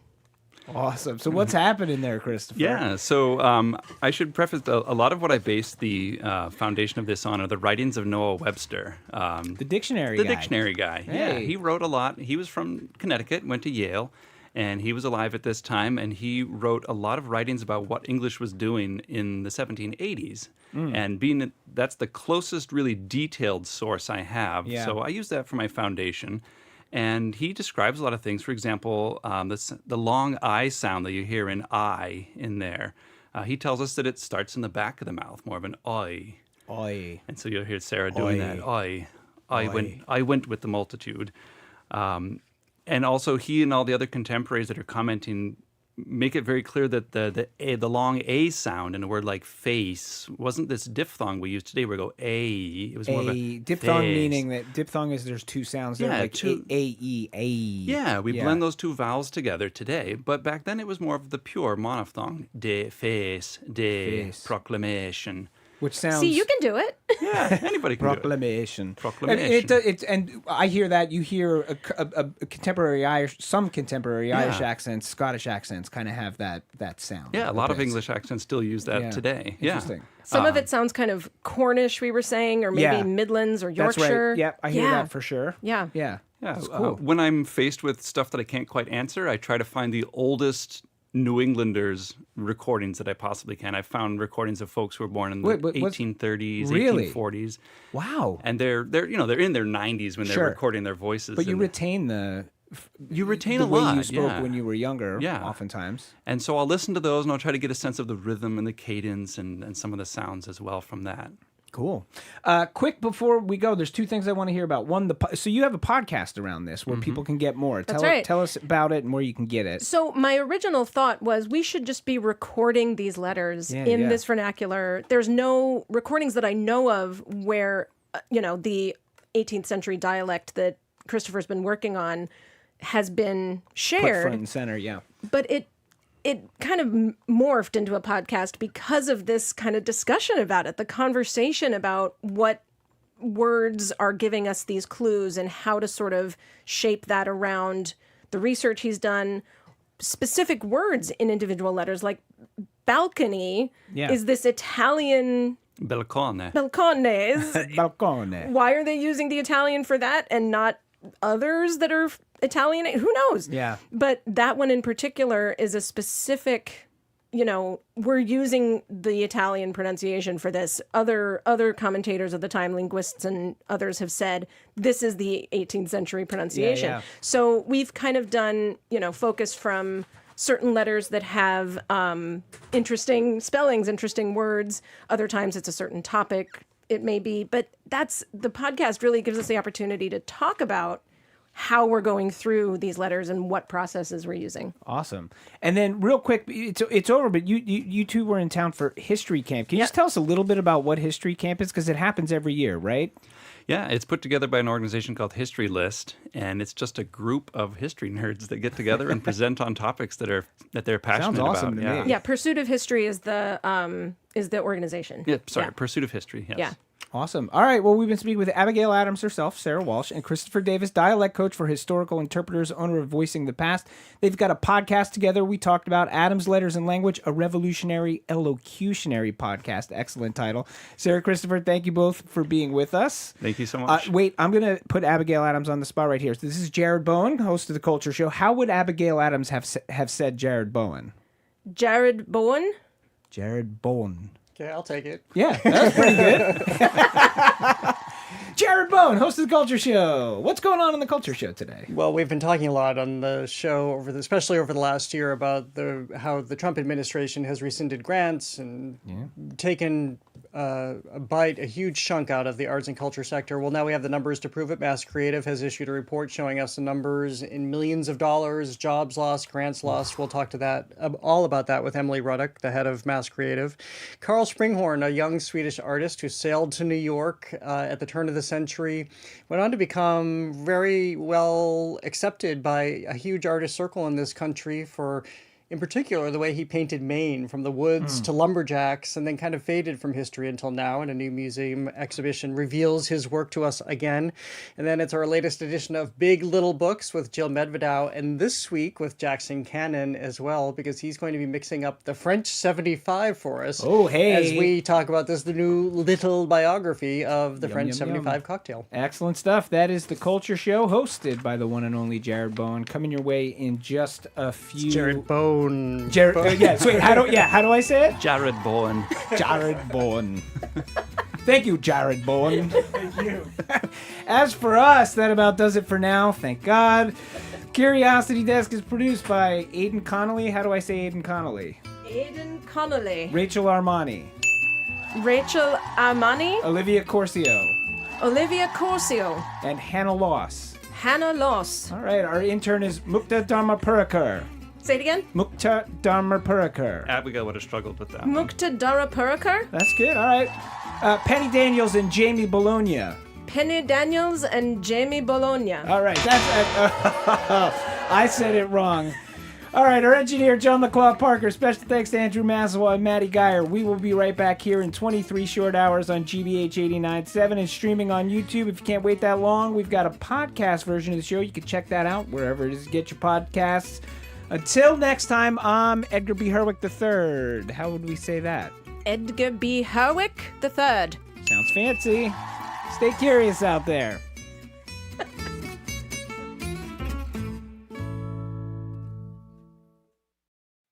What's trending?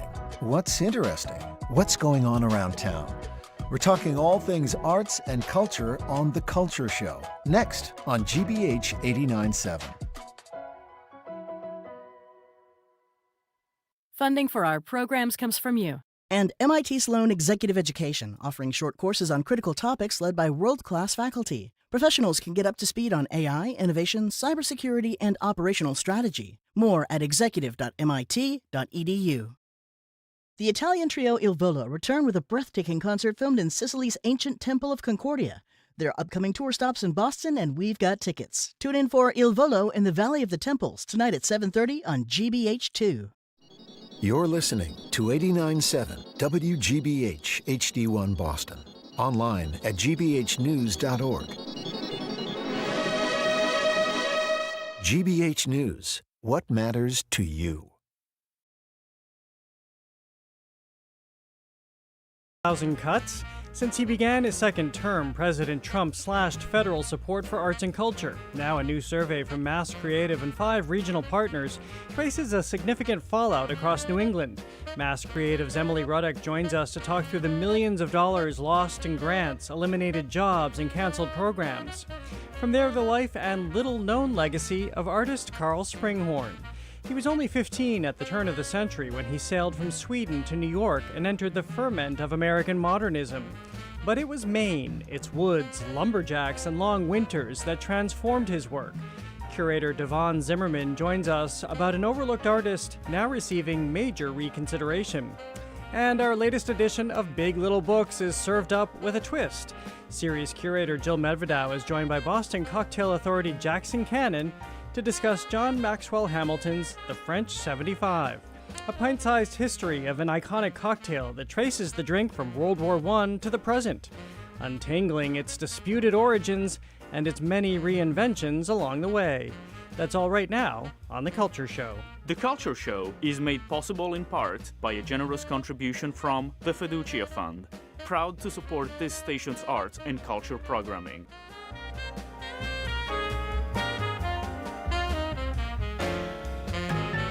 I'm Jared Bowen. This is The Culture Show live on 89.7 and streaming on the GBH News YouTube channel. Since returning to office, President Trump has moved aggressively to reshape federal support for arts and culture, eliminating grants, dismantling programs, supporting diversity and equity, and redirecting funding toward priorities including explicitly patriotic themes and the nation's 250th anniversary. Now, a new survey shows what that upheaval has meant on the ground here in New England. MASSCreative and 5 regional partners heard from 125 arts and culture organizations about what they've lost and what they've been forced to give up. Altogether, those organizations reported $13.5 million in lost or unavailable funding, including $11.4 million in rescinded federal grants. More than 700 jobs have been affected, along with programs, exhibitions, and public services across the region. Joining us to talk about what those numbers mean is Emily Ruddock, Executive Director of MASSCreative. Welcome back to The Culture Show. It's great to have you here, despite the subject matter that we're talking about today. Well, thanks for having me, Jared. I appreciate it. Well, I assume you were seeing all of this mount and amass and decided to have a real look at how it was affecting us here in New England. How did you do this, and what was a surprise even to you, somebody who works in this sector? Sure. So this is actually the second survey we've done. We did one pretty quickly last year in 2025 when the first round of executive orders came from the Trump administration, because we wanted to sort of get a sense of what it meant. And at that time, we worked across New England, and about 89 organizations responded and reported about $4.2 million of losses. So the fact that it's 3 times as much this year is really telling. We also expanded what we asked because we recognize that none of these levels of government work in silos. So there is impact on our state budgets. There is absolutely impact on our local budgets. And private philanthropy is also impacted when the federal government cuts dollars. And so we wanted to get a better sense. And so I think one of the things for my perspective is that this is not a Boston issue. This is not a Massachusetts issue. This is a New England issue. And artists and arts makers and folks across New England who really appreciate having access to arts and culture are being threatened at this moment. And who are we talking about in terms of who responded to this survey and who and what is affected? Sure. So mostly it was nonprofit cultural organizations across New England. So we worked in partnership with Vermont, New Hampshire, Maine, and Connecticut. Rhode Island opted out, but there's still, which tells us that there's still more data out there, but we wanted to sort of get our hands around it.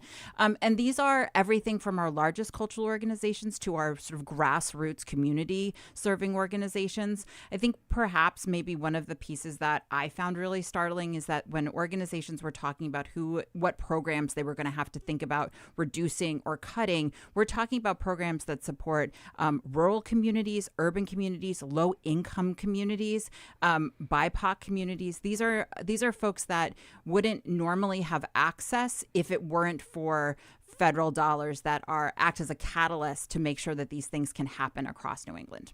And this is money that has completely gone away. And the reason I ask this is because we've had people on the show who have talked about this nuanced way things are working right now, where they get the initial email, if they even get an email sometimes, saying that their grant money has been rescinded or will no longer be available, only to find through court orders or other mechanisms that some of it gets returned. So where does this survey stand in all of that? Right, exactly. And again, this is I should also just clock here that we did the survey in February, in the first 2 weeks of February. So we're getting a snapshot, right? And we're now in August, so there's more data out there, and there are more things that have moved along. But to your point, I think first, yes, these are dollars that folks were reporting saying we no longer have this money. We are not getting it back. We don't anticipate it coming back.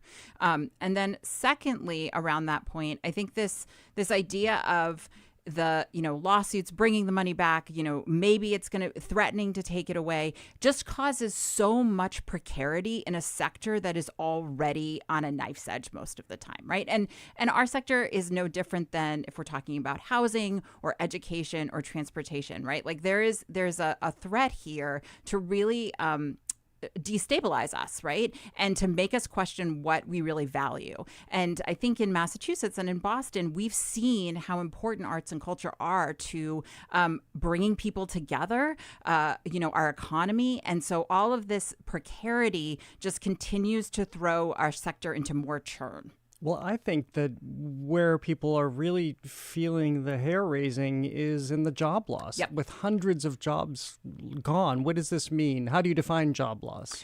Sure. So we asked a question. We asked how many of these jobs are full-time jobs or part-time jobs, and then how many are affected. So I will confess we didn't ask how many jobs is an organization planning to eliminate, but these are jobs that are affected or were partially funded by federal funding.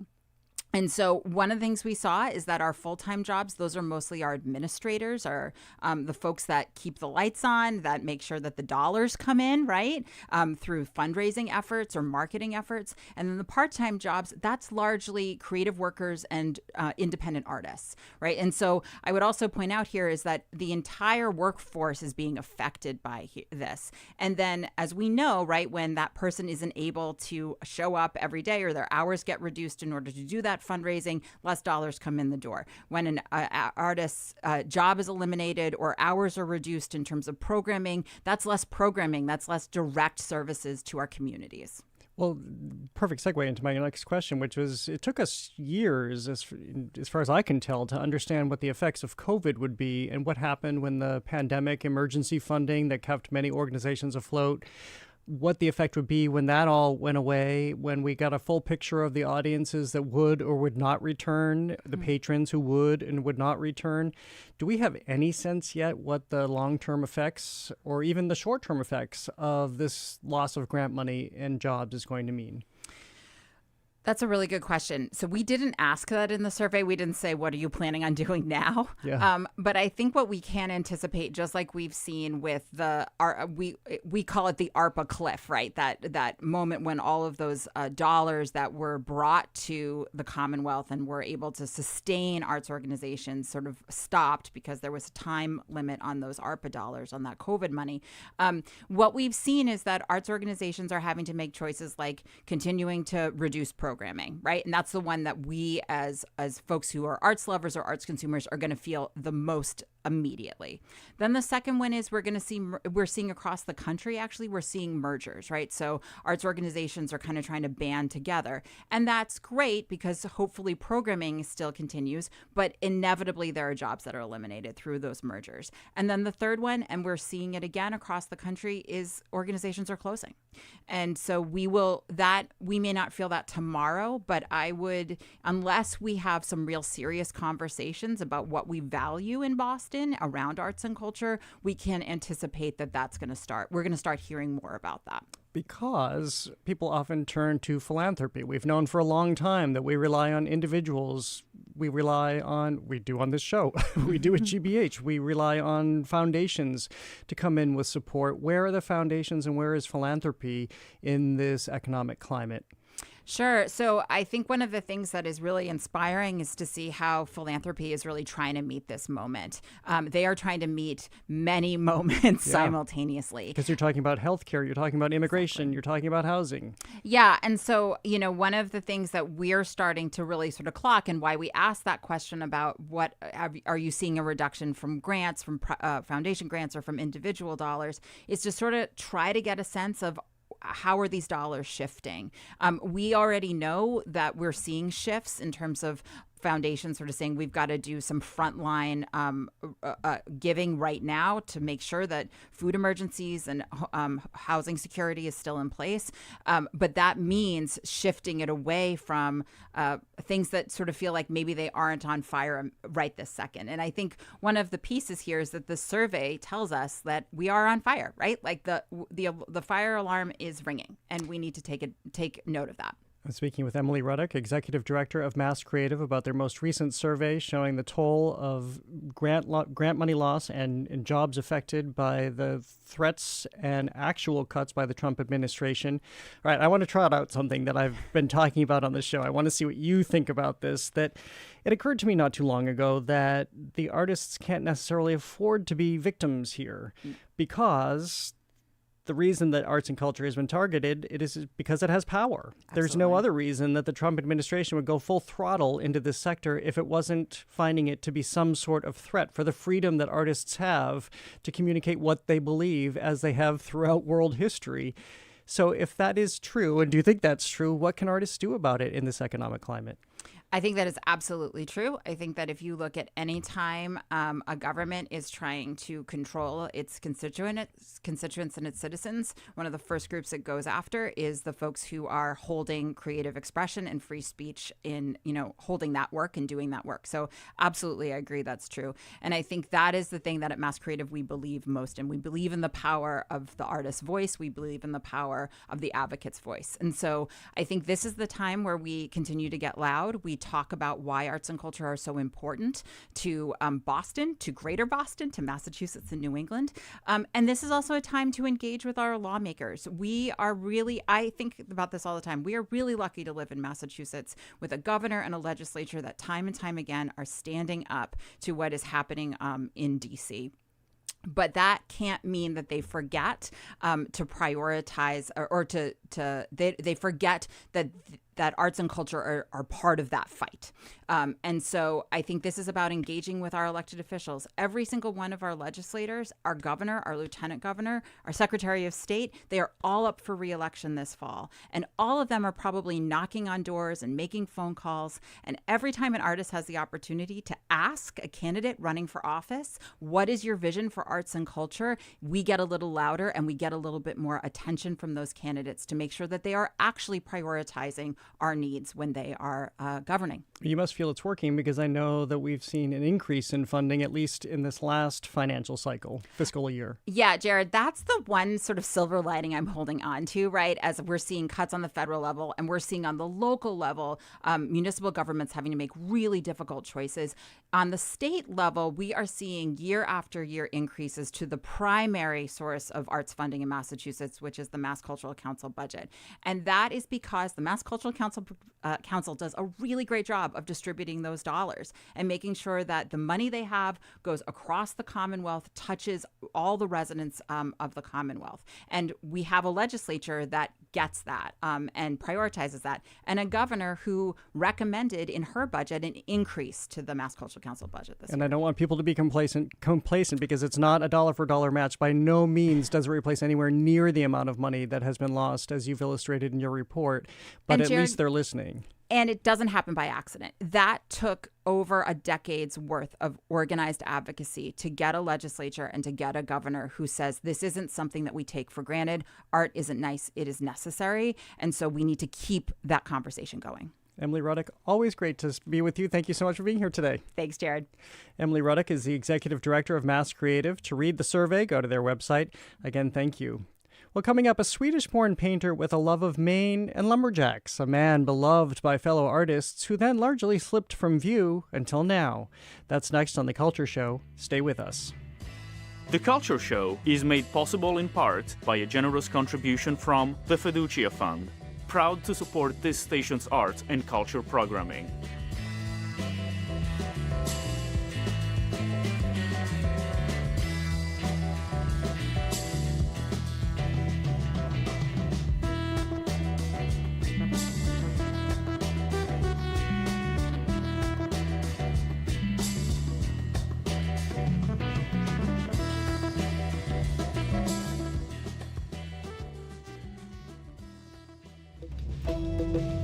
I'm Sarah Wintersmith. Today on GBH's All Things Considered, Governor Maura Healey is signing a bill lifting state limits on abortions after 24 weeks of pregnancy. And we'll hear about a new study from the Parabola Center that looks at consumer opinions on marijuana legalization. Those stories and all the day's news starting at 4 on GBH 89.7.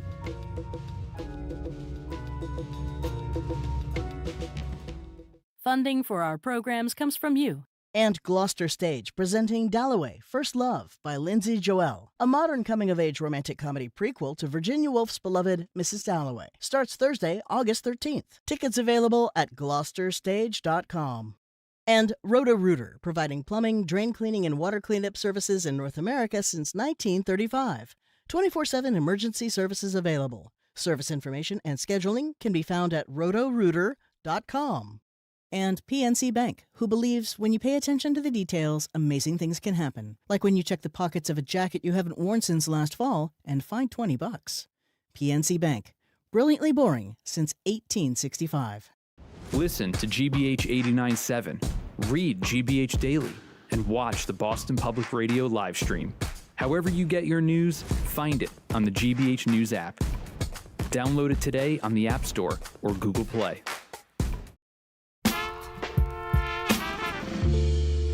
I'm Jared Bowen. This is The Culture Show, live on 89.7 and streaming on the GBH News YouTube channel.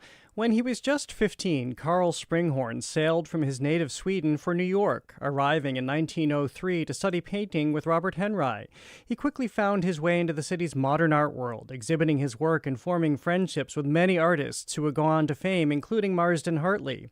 Then in 1919, Sprinchorn traveled north to Maine and discovered the place that would lure him back for much of his life. In the woods there, he lived among lumberjacks, hunters, and laborers who became some of his most enduring subjects. He painted them hauling logs, playing cards, and swimming. Sprinchorn was interested not only in the physical demands of their lives, but in what happened between those moments of exertion, the camaraderie, solitude, and intimacy of men living and working together. Sprinchorn was gay, an immigrant, and thoroughly seduced by America, yet his legacy never reached that of many artists in his circle. But now the Ogunquit Museum of American Art is looking at his work anew. Carl Sprinchorn, All the World is a Painting, is on view through November 15th. Devon Zimmerman is curator of modern and contemporary art at the Ogunquit Museum of American Art and co-curator of the exhibition.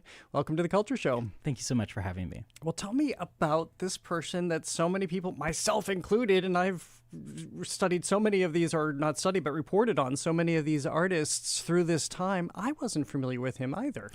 It was an incredible treat to get to know Sprinchorn's work and career, and was eye-opening. As we were looking to program the 2026 season and the 250th anniversary of the United States, his life and career really exemplified kind of an American artist. He was an immigrant who traveled across the ocean with a dream to study with Robert Henry. And as a young artist, he quickly rose the ranks within Henry's circle, taking on subject matter of urban scenes, urban labor, these kind of day-to-day, nitty-gritty just scenes of existence in the United States. And then quickly grew a remarkably diverse range of fellow artists. You mentioned Marsden Hartley, the Stettheimer family of artists and poets and patrons of the arts, and this large connection that then brought him to Maine. He came to Maine first at the suggestion of Robert Henry, because every Henry student had to go to Monhegan Island. I mean, how can you be a Henry student if you didn't? But it was, again, the Swedish expat community that was living in Monson, Maine, was the sort of first core relationship that he built with the state. He actually picked up lumberjacking himself while there, because as a working artist, one needed to find a living as well as documenting the kind of North Maine woods. And that relationship grew.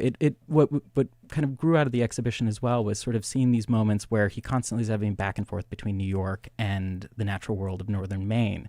So he comes back to New York City for almost 16 years, painting beach bathers and bodies and sports scenes during the late 20s and into the Depression, and then finally returns late back into Maine in the 1930s, as so many artists from O'Keeffe to Hartley were investigating these less urban spaces to kind of find some authentic connection to the natural world. Well, what would you describe it was that drew him in? And I think you've used the word there was a transcendence for Springhorn, that he wasn't just looking at the landscape, which so many people have been drawn to for obvious reasons. It's just gorgeous. It's just unlike so many other landscapes around the world. But he was also interested in what was happening within that landscape. Yes, reading his diaries and letters, it's a fascinating, really incredibly complex world that he's bearing witness to. In the North Maine woods, he settled in Patten, near Shin Pond, kind of around where Mount Katahdin and Mount Chase are. And, he's bearing witness to the scene where lumberjacking is occurring, but it's no longer for, just timber for the shipping industry. It's now for kind of pulping, and there's the nostalgia of an industry now lost, or one more romantic replaced by a much more robust industrial vision. It's a diverse community of itinerant laborers, French Canadians, Indigenous workers, other itinerant laborers who are coming through. And then there are these wonderful bodies that are moving through the world up there, lumberjacks, hunters, sports hunters, that he's fascinated with, and the kind of interactions and dichotomies between these male figures in his life, and how he documents their complexity.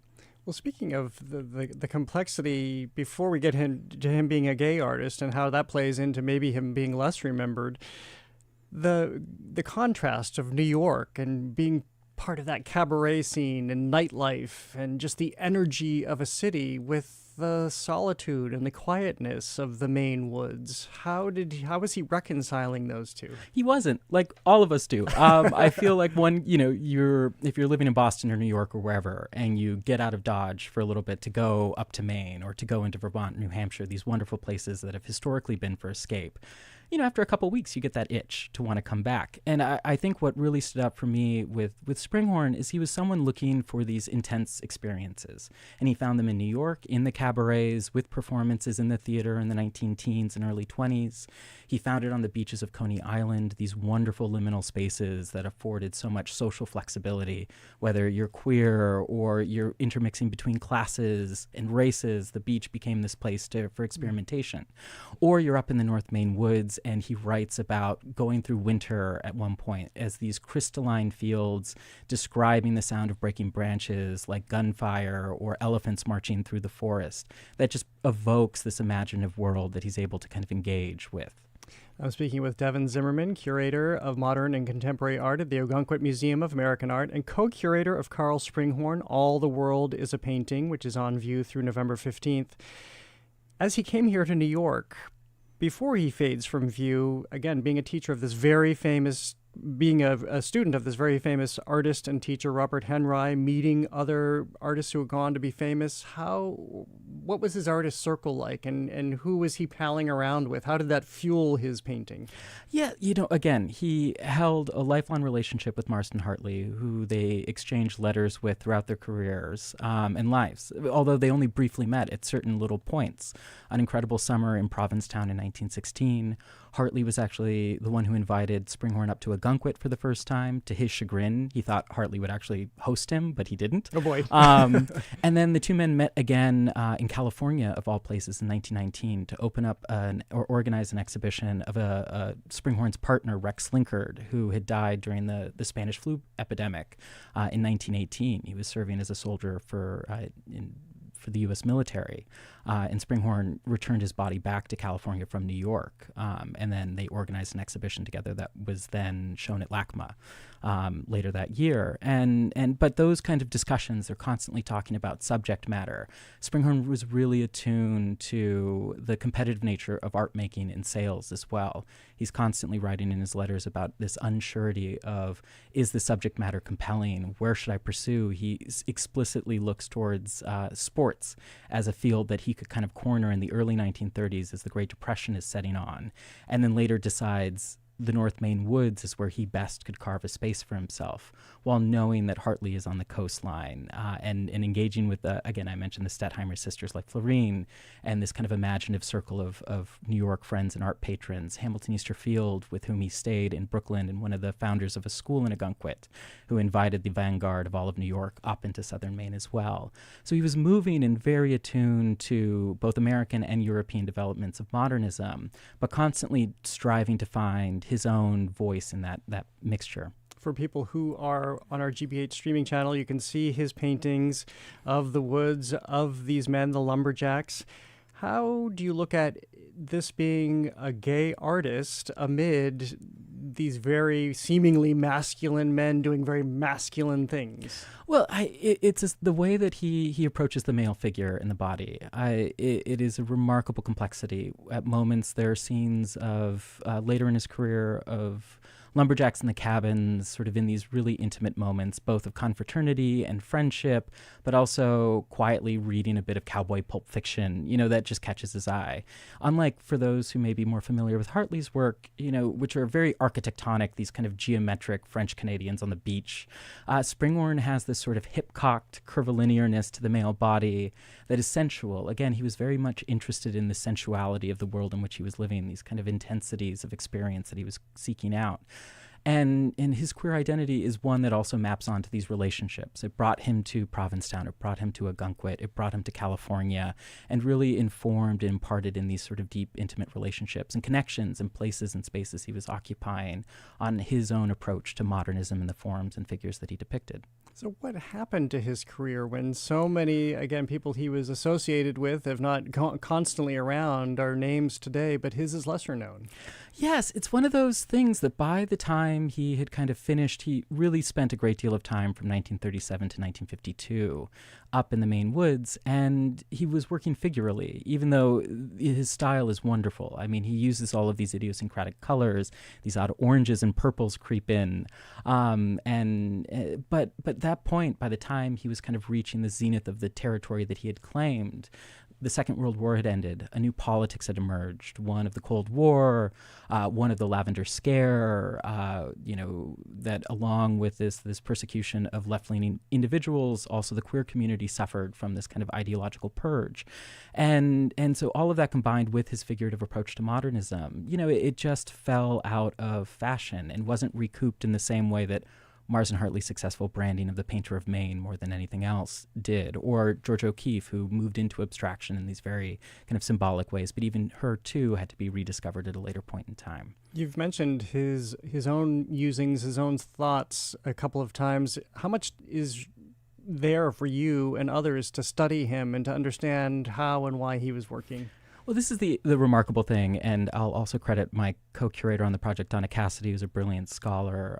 There's an enormous archive of his materials at the Archives of American Art, journal entries, letters. The title of the exhibition comes from an unpublished autobiography, and the title that he intended it to be. Which, again, is All the World is a Painting. Yes, and so it's just a remarkable insight to the complexities of what it was to be an American artist moving through these very tumultuous periods in American life.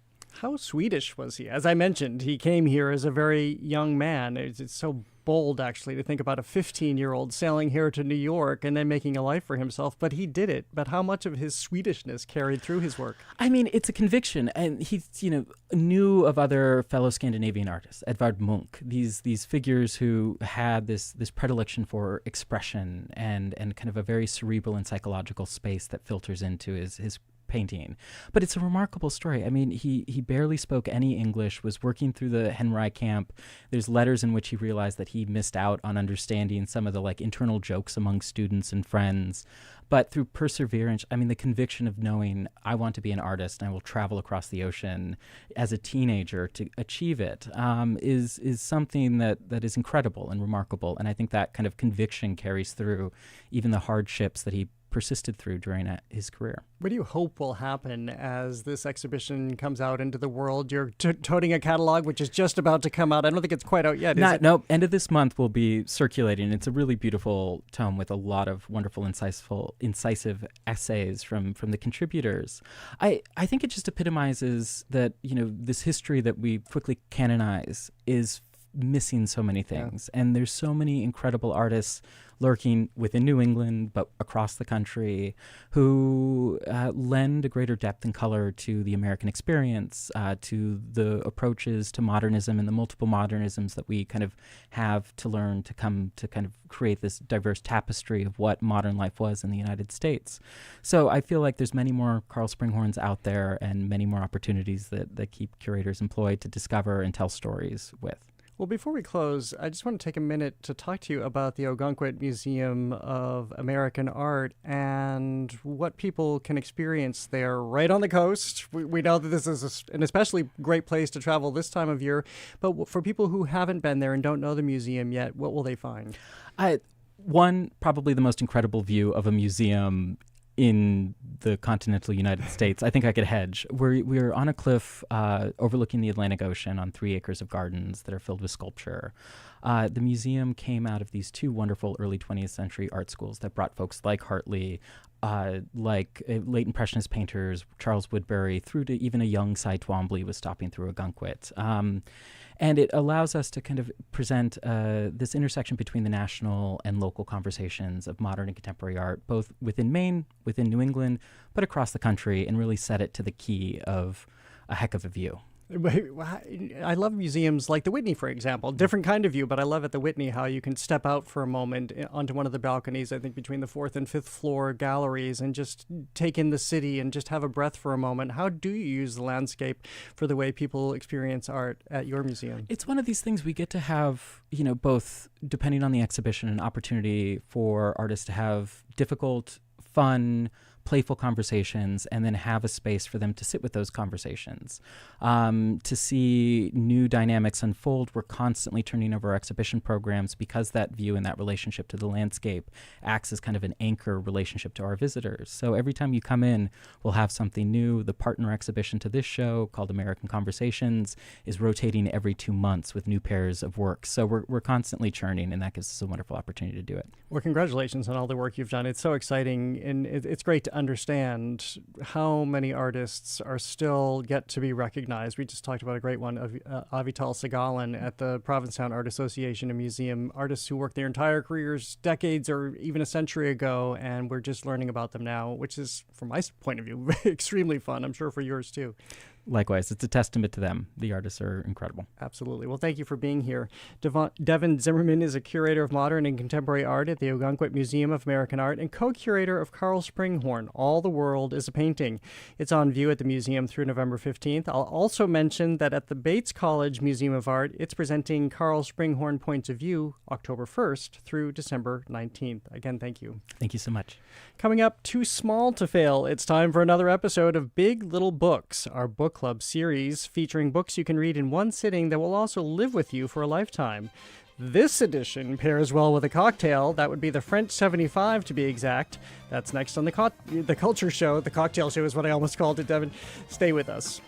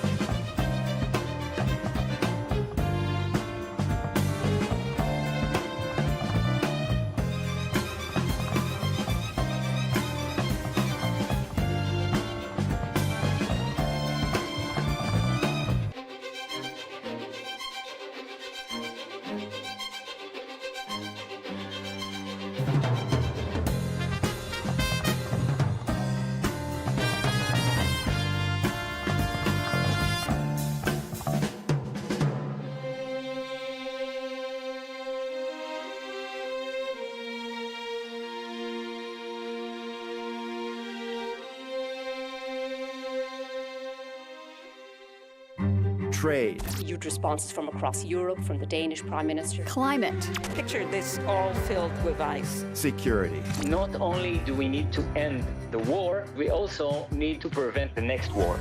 These are global issues, and to understand them, you need a global perspective. I'm Carolyn Beeler. And I'm Marco Werman. Join us for The World each and every weekday. This afternoon at 3, here on GBH News 89.7. Our programs are made possible thanks to you. And the Boston Symphony Orchestra, this fall, presenting beloved classics and new music that invite curiosity and ask deep questions on creation, creativity, and technology. More at bso.org. And the Massachusetts Educational Financing Authority, committed to simplifying college planning for families over 45 years with trusted guidance, interactive tools, step-by-step videos, and more. MEFA.org. And Brookmeadow at Cobb Center, an assisted living community offering wellness care and support services, including an on-site fitness specialist to help seniors stay physically active. More at brookmeadowslr.com.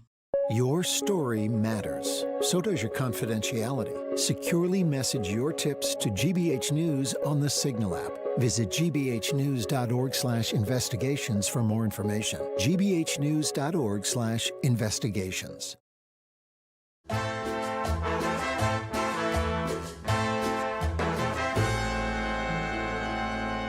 I'm Jared Bowen. This is The Culture Show, live on 89.7 from the Boston Public Library and streaming on the GBH News YouTube channel. Some books are short enough to read in one sitting, but large enough to linger long after. Today, we're continuing our series celebrating small books that pack a big punch called Big Little Books.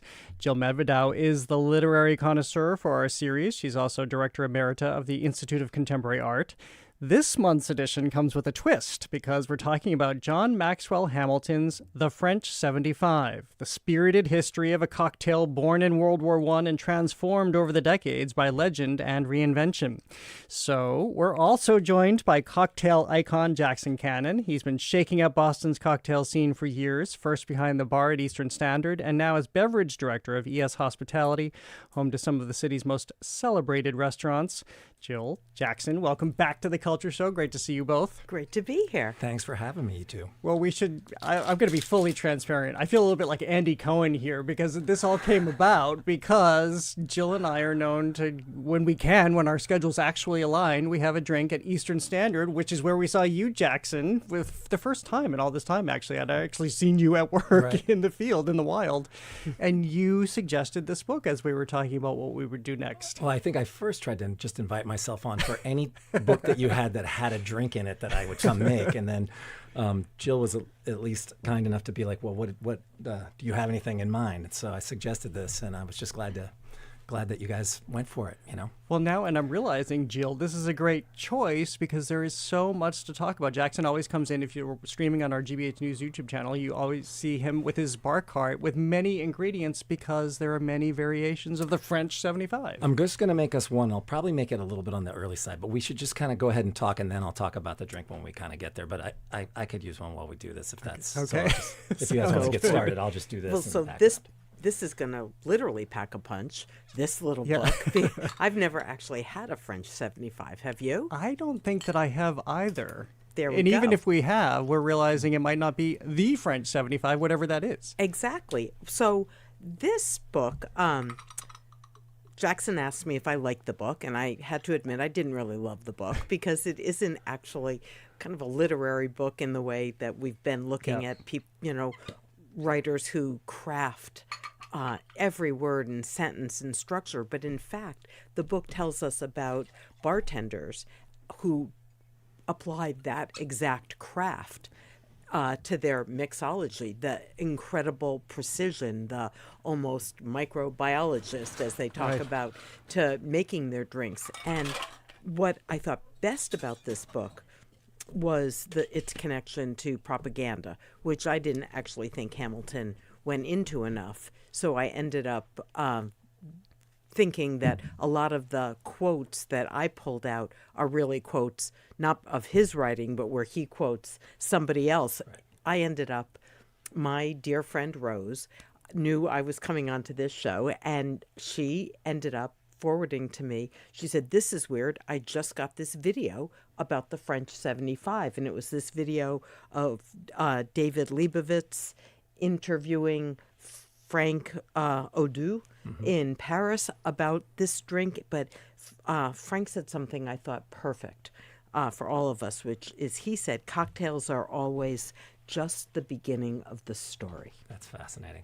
And especially like in the context too of the realization you get reading this book, the idea of the French 75 as propaganda, as celebratory, as almost a cultural meme is so entrenched well before the recipe has been agreed upon, that I find that's kind of a really interesting part about its history, its backstory. It celebrates patriotism. It's this patriotic moment We'll after shake a World little War. bit while we're talking. Yeah, shake. Because Jackson, of course, is making it. But well, let's go back to what I think. So basically, this book is so much about different interpretations of this one particular cocktail over the years. And this is where Jackson will be great in walking us through what the different ingredients mean. And they're profoundly different. But the one thing everybody seems to agree upon is the fact that this stemmed from a canon from World War I, developed by the French during World War I. A canon, and maybe this is where it begins to veer off, but gave us the term shell shock for the number of rounds it could fire. So what did we learn about how this cocktail and this name stemmed from the French 75 canon? Do you know? I mean, go for it. I mean, this is a gun that is celebrated by the end of the war, during and by the end of the war, as an example of French ingenuity, of French design. It's a strong sense of cultural pride. It could fire a terrific amount of rounds. It was a technological advancement and credited by some people as being one of the weapons that helped win the war. And so it's being celebrated. And that is why people are creating drinks around it in the bar, because I mean it's just like any other thing that would happen, and you may attach a drink name to it because it's a contemporary event.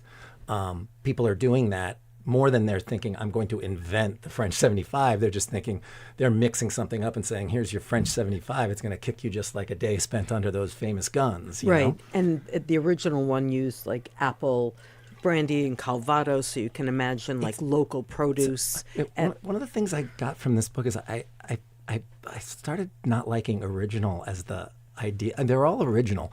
The earliest one in print, right? Like when we were talking about it vis-a-vis the White Lady and the Pink Lady, it's like there's a brandy, gin, lemon, grenadine version that's probably the earliest, but that's not what's agreed upon as a French 75 by any stretch, right? So by the time we're telling these stories in the 50s and 60s, we're clearly talking about one drink that won out. And that's just kind of an interesting point to me, I think. And didn't change its name. They make that point over and over again in the book, that as different other drinks kind of mutate and have different base ingredients or added ingredients, they actually get a new name. But this one, the name stuck. No matter what the ingredients are. Well, I was thinking, Jill, you would know a lot about this from running a museum. You know about branding and ideas and what sticks and what stays with people. And there isn't one reason, but there's a reason in culture that this just stayed, that people kept assigning one name to a drink whose ingredients kept changing throughout hundreds of years. In the beginning of the book, I was telling Jackson, they talk about a white lady. And about a month ago, I was rereading some of the early female mystery writers from the early 20th century, because Agatha Christie was one among peers. And one of them opens her mystery with this white lady drink, which, of course, I'd been thinking about the French 75. And I was like, I've never even heard of that. But that drink did not stay in favor, though I'm going to try it. There you go.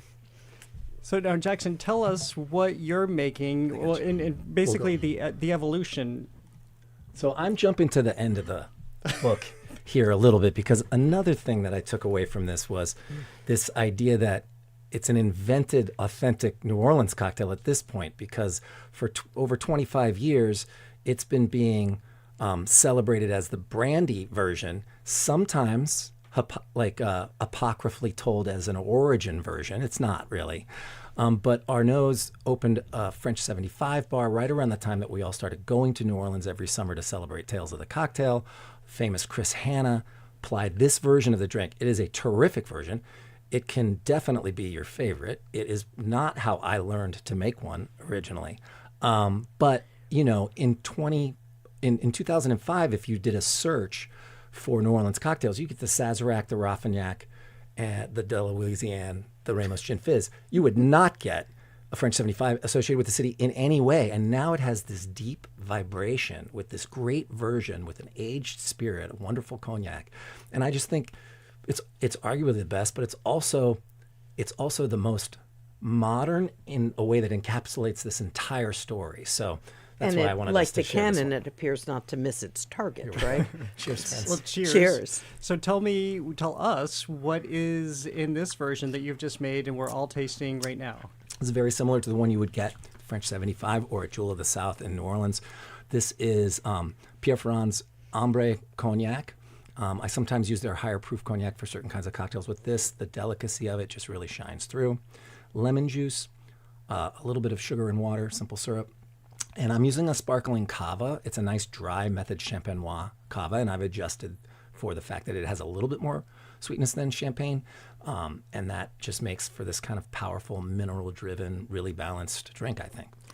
You know, one of the things that I got interested thinking about this is the first thing that hits you with the cocktail is actually your eyes, right? Which is you see the cocktail. And so one of the choices you've made and that is discussed is what kind of a glass is something served in, because that is actually the first encounter that we make. And then it's like scent and taste.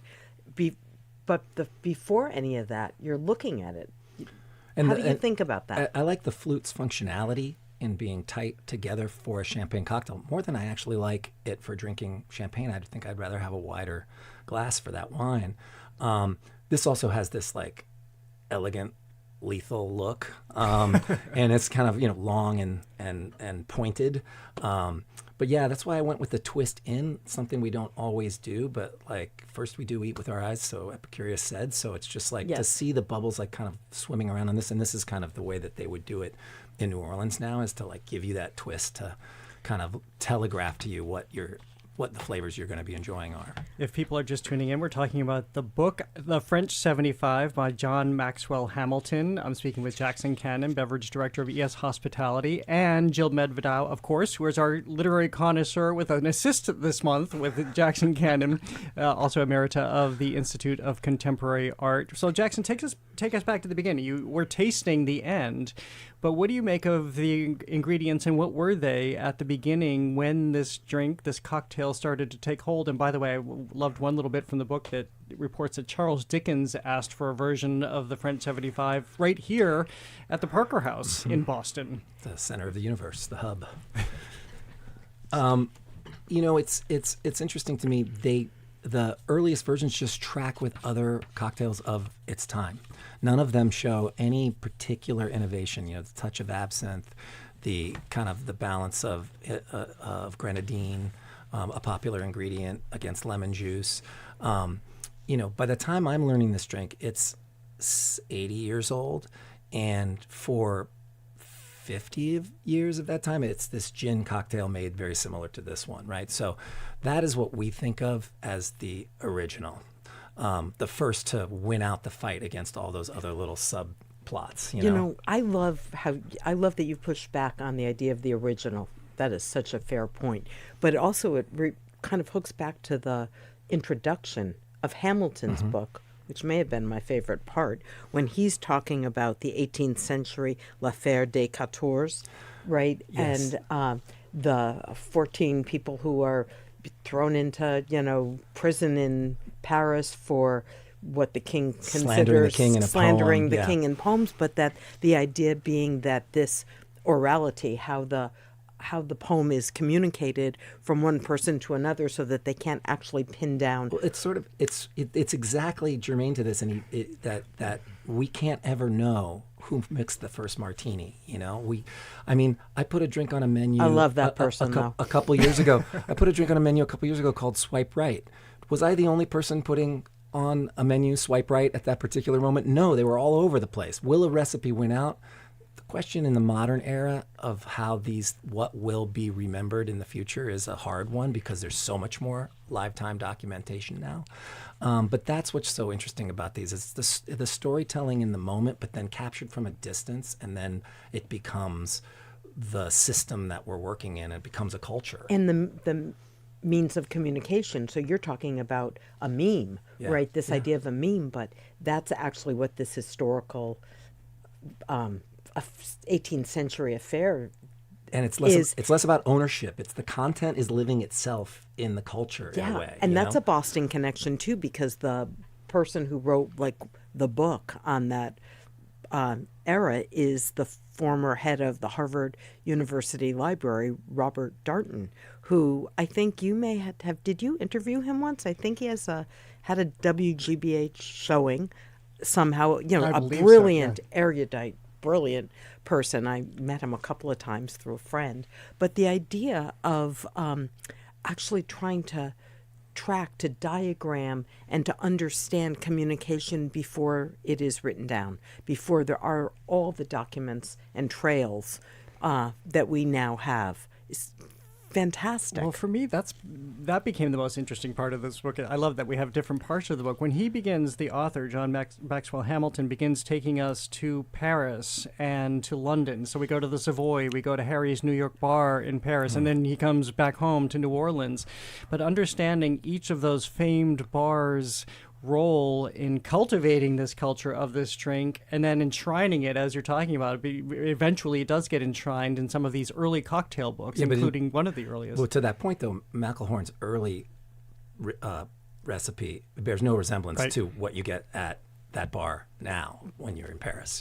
You were talking about, of course, we had prohibition then here in the United States, not in Europe. So it's also a fascinating story about the rise of kind of a cocktail culture in Europe when we can't publicly have it here and it's not celebrated. So there's a lot of cultural history buried in this book, some told and a lot buried, that I think is fantastic to kind of taste our way through it. And maybe not so much for it'd be interesting to see them attack different cocktails over time in this format. But, for us, it's enough for a bartender to kind of get this and start spinning and kind of go make the thing their own.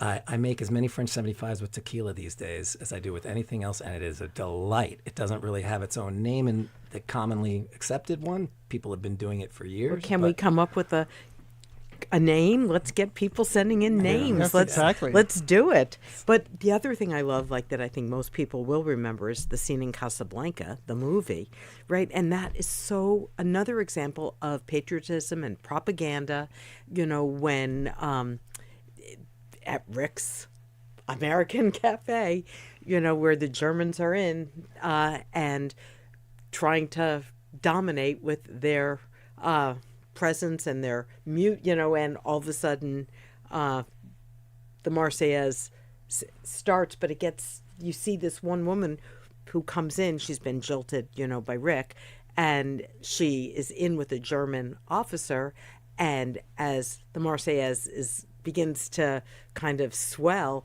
they're like French 75s for everyone. She stands up and she is leading that singing, that charge.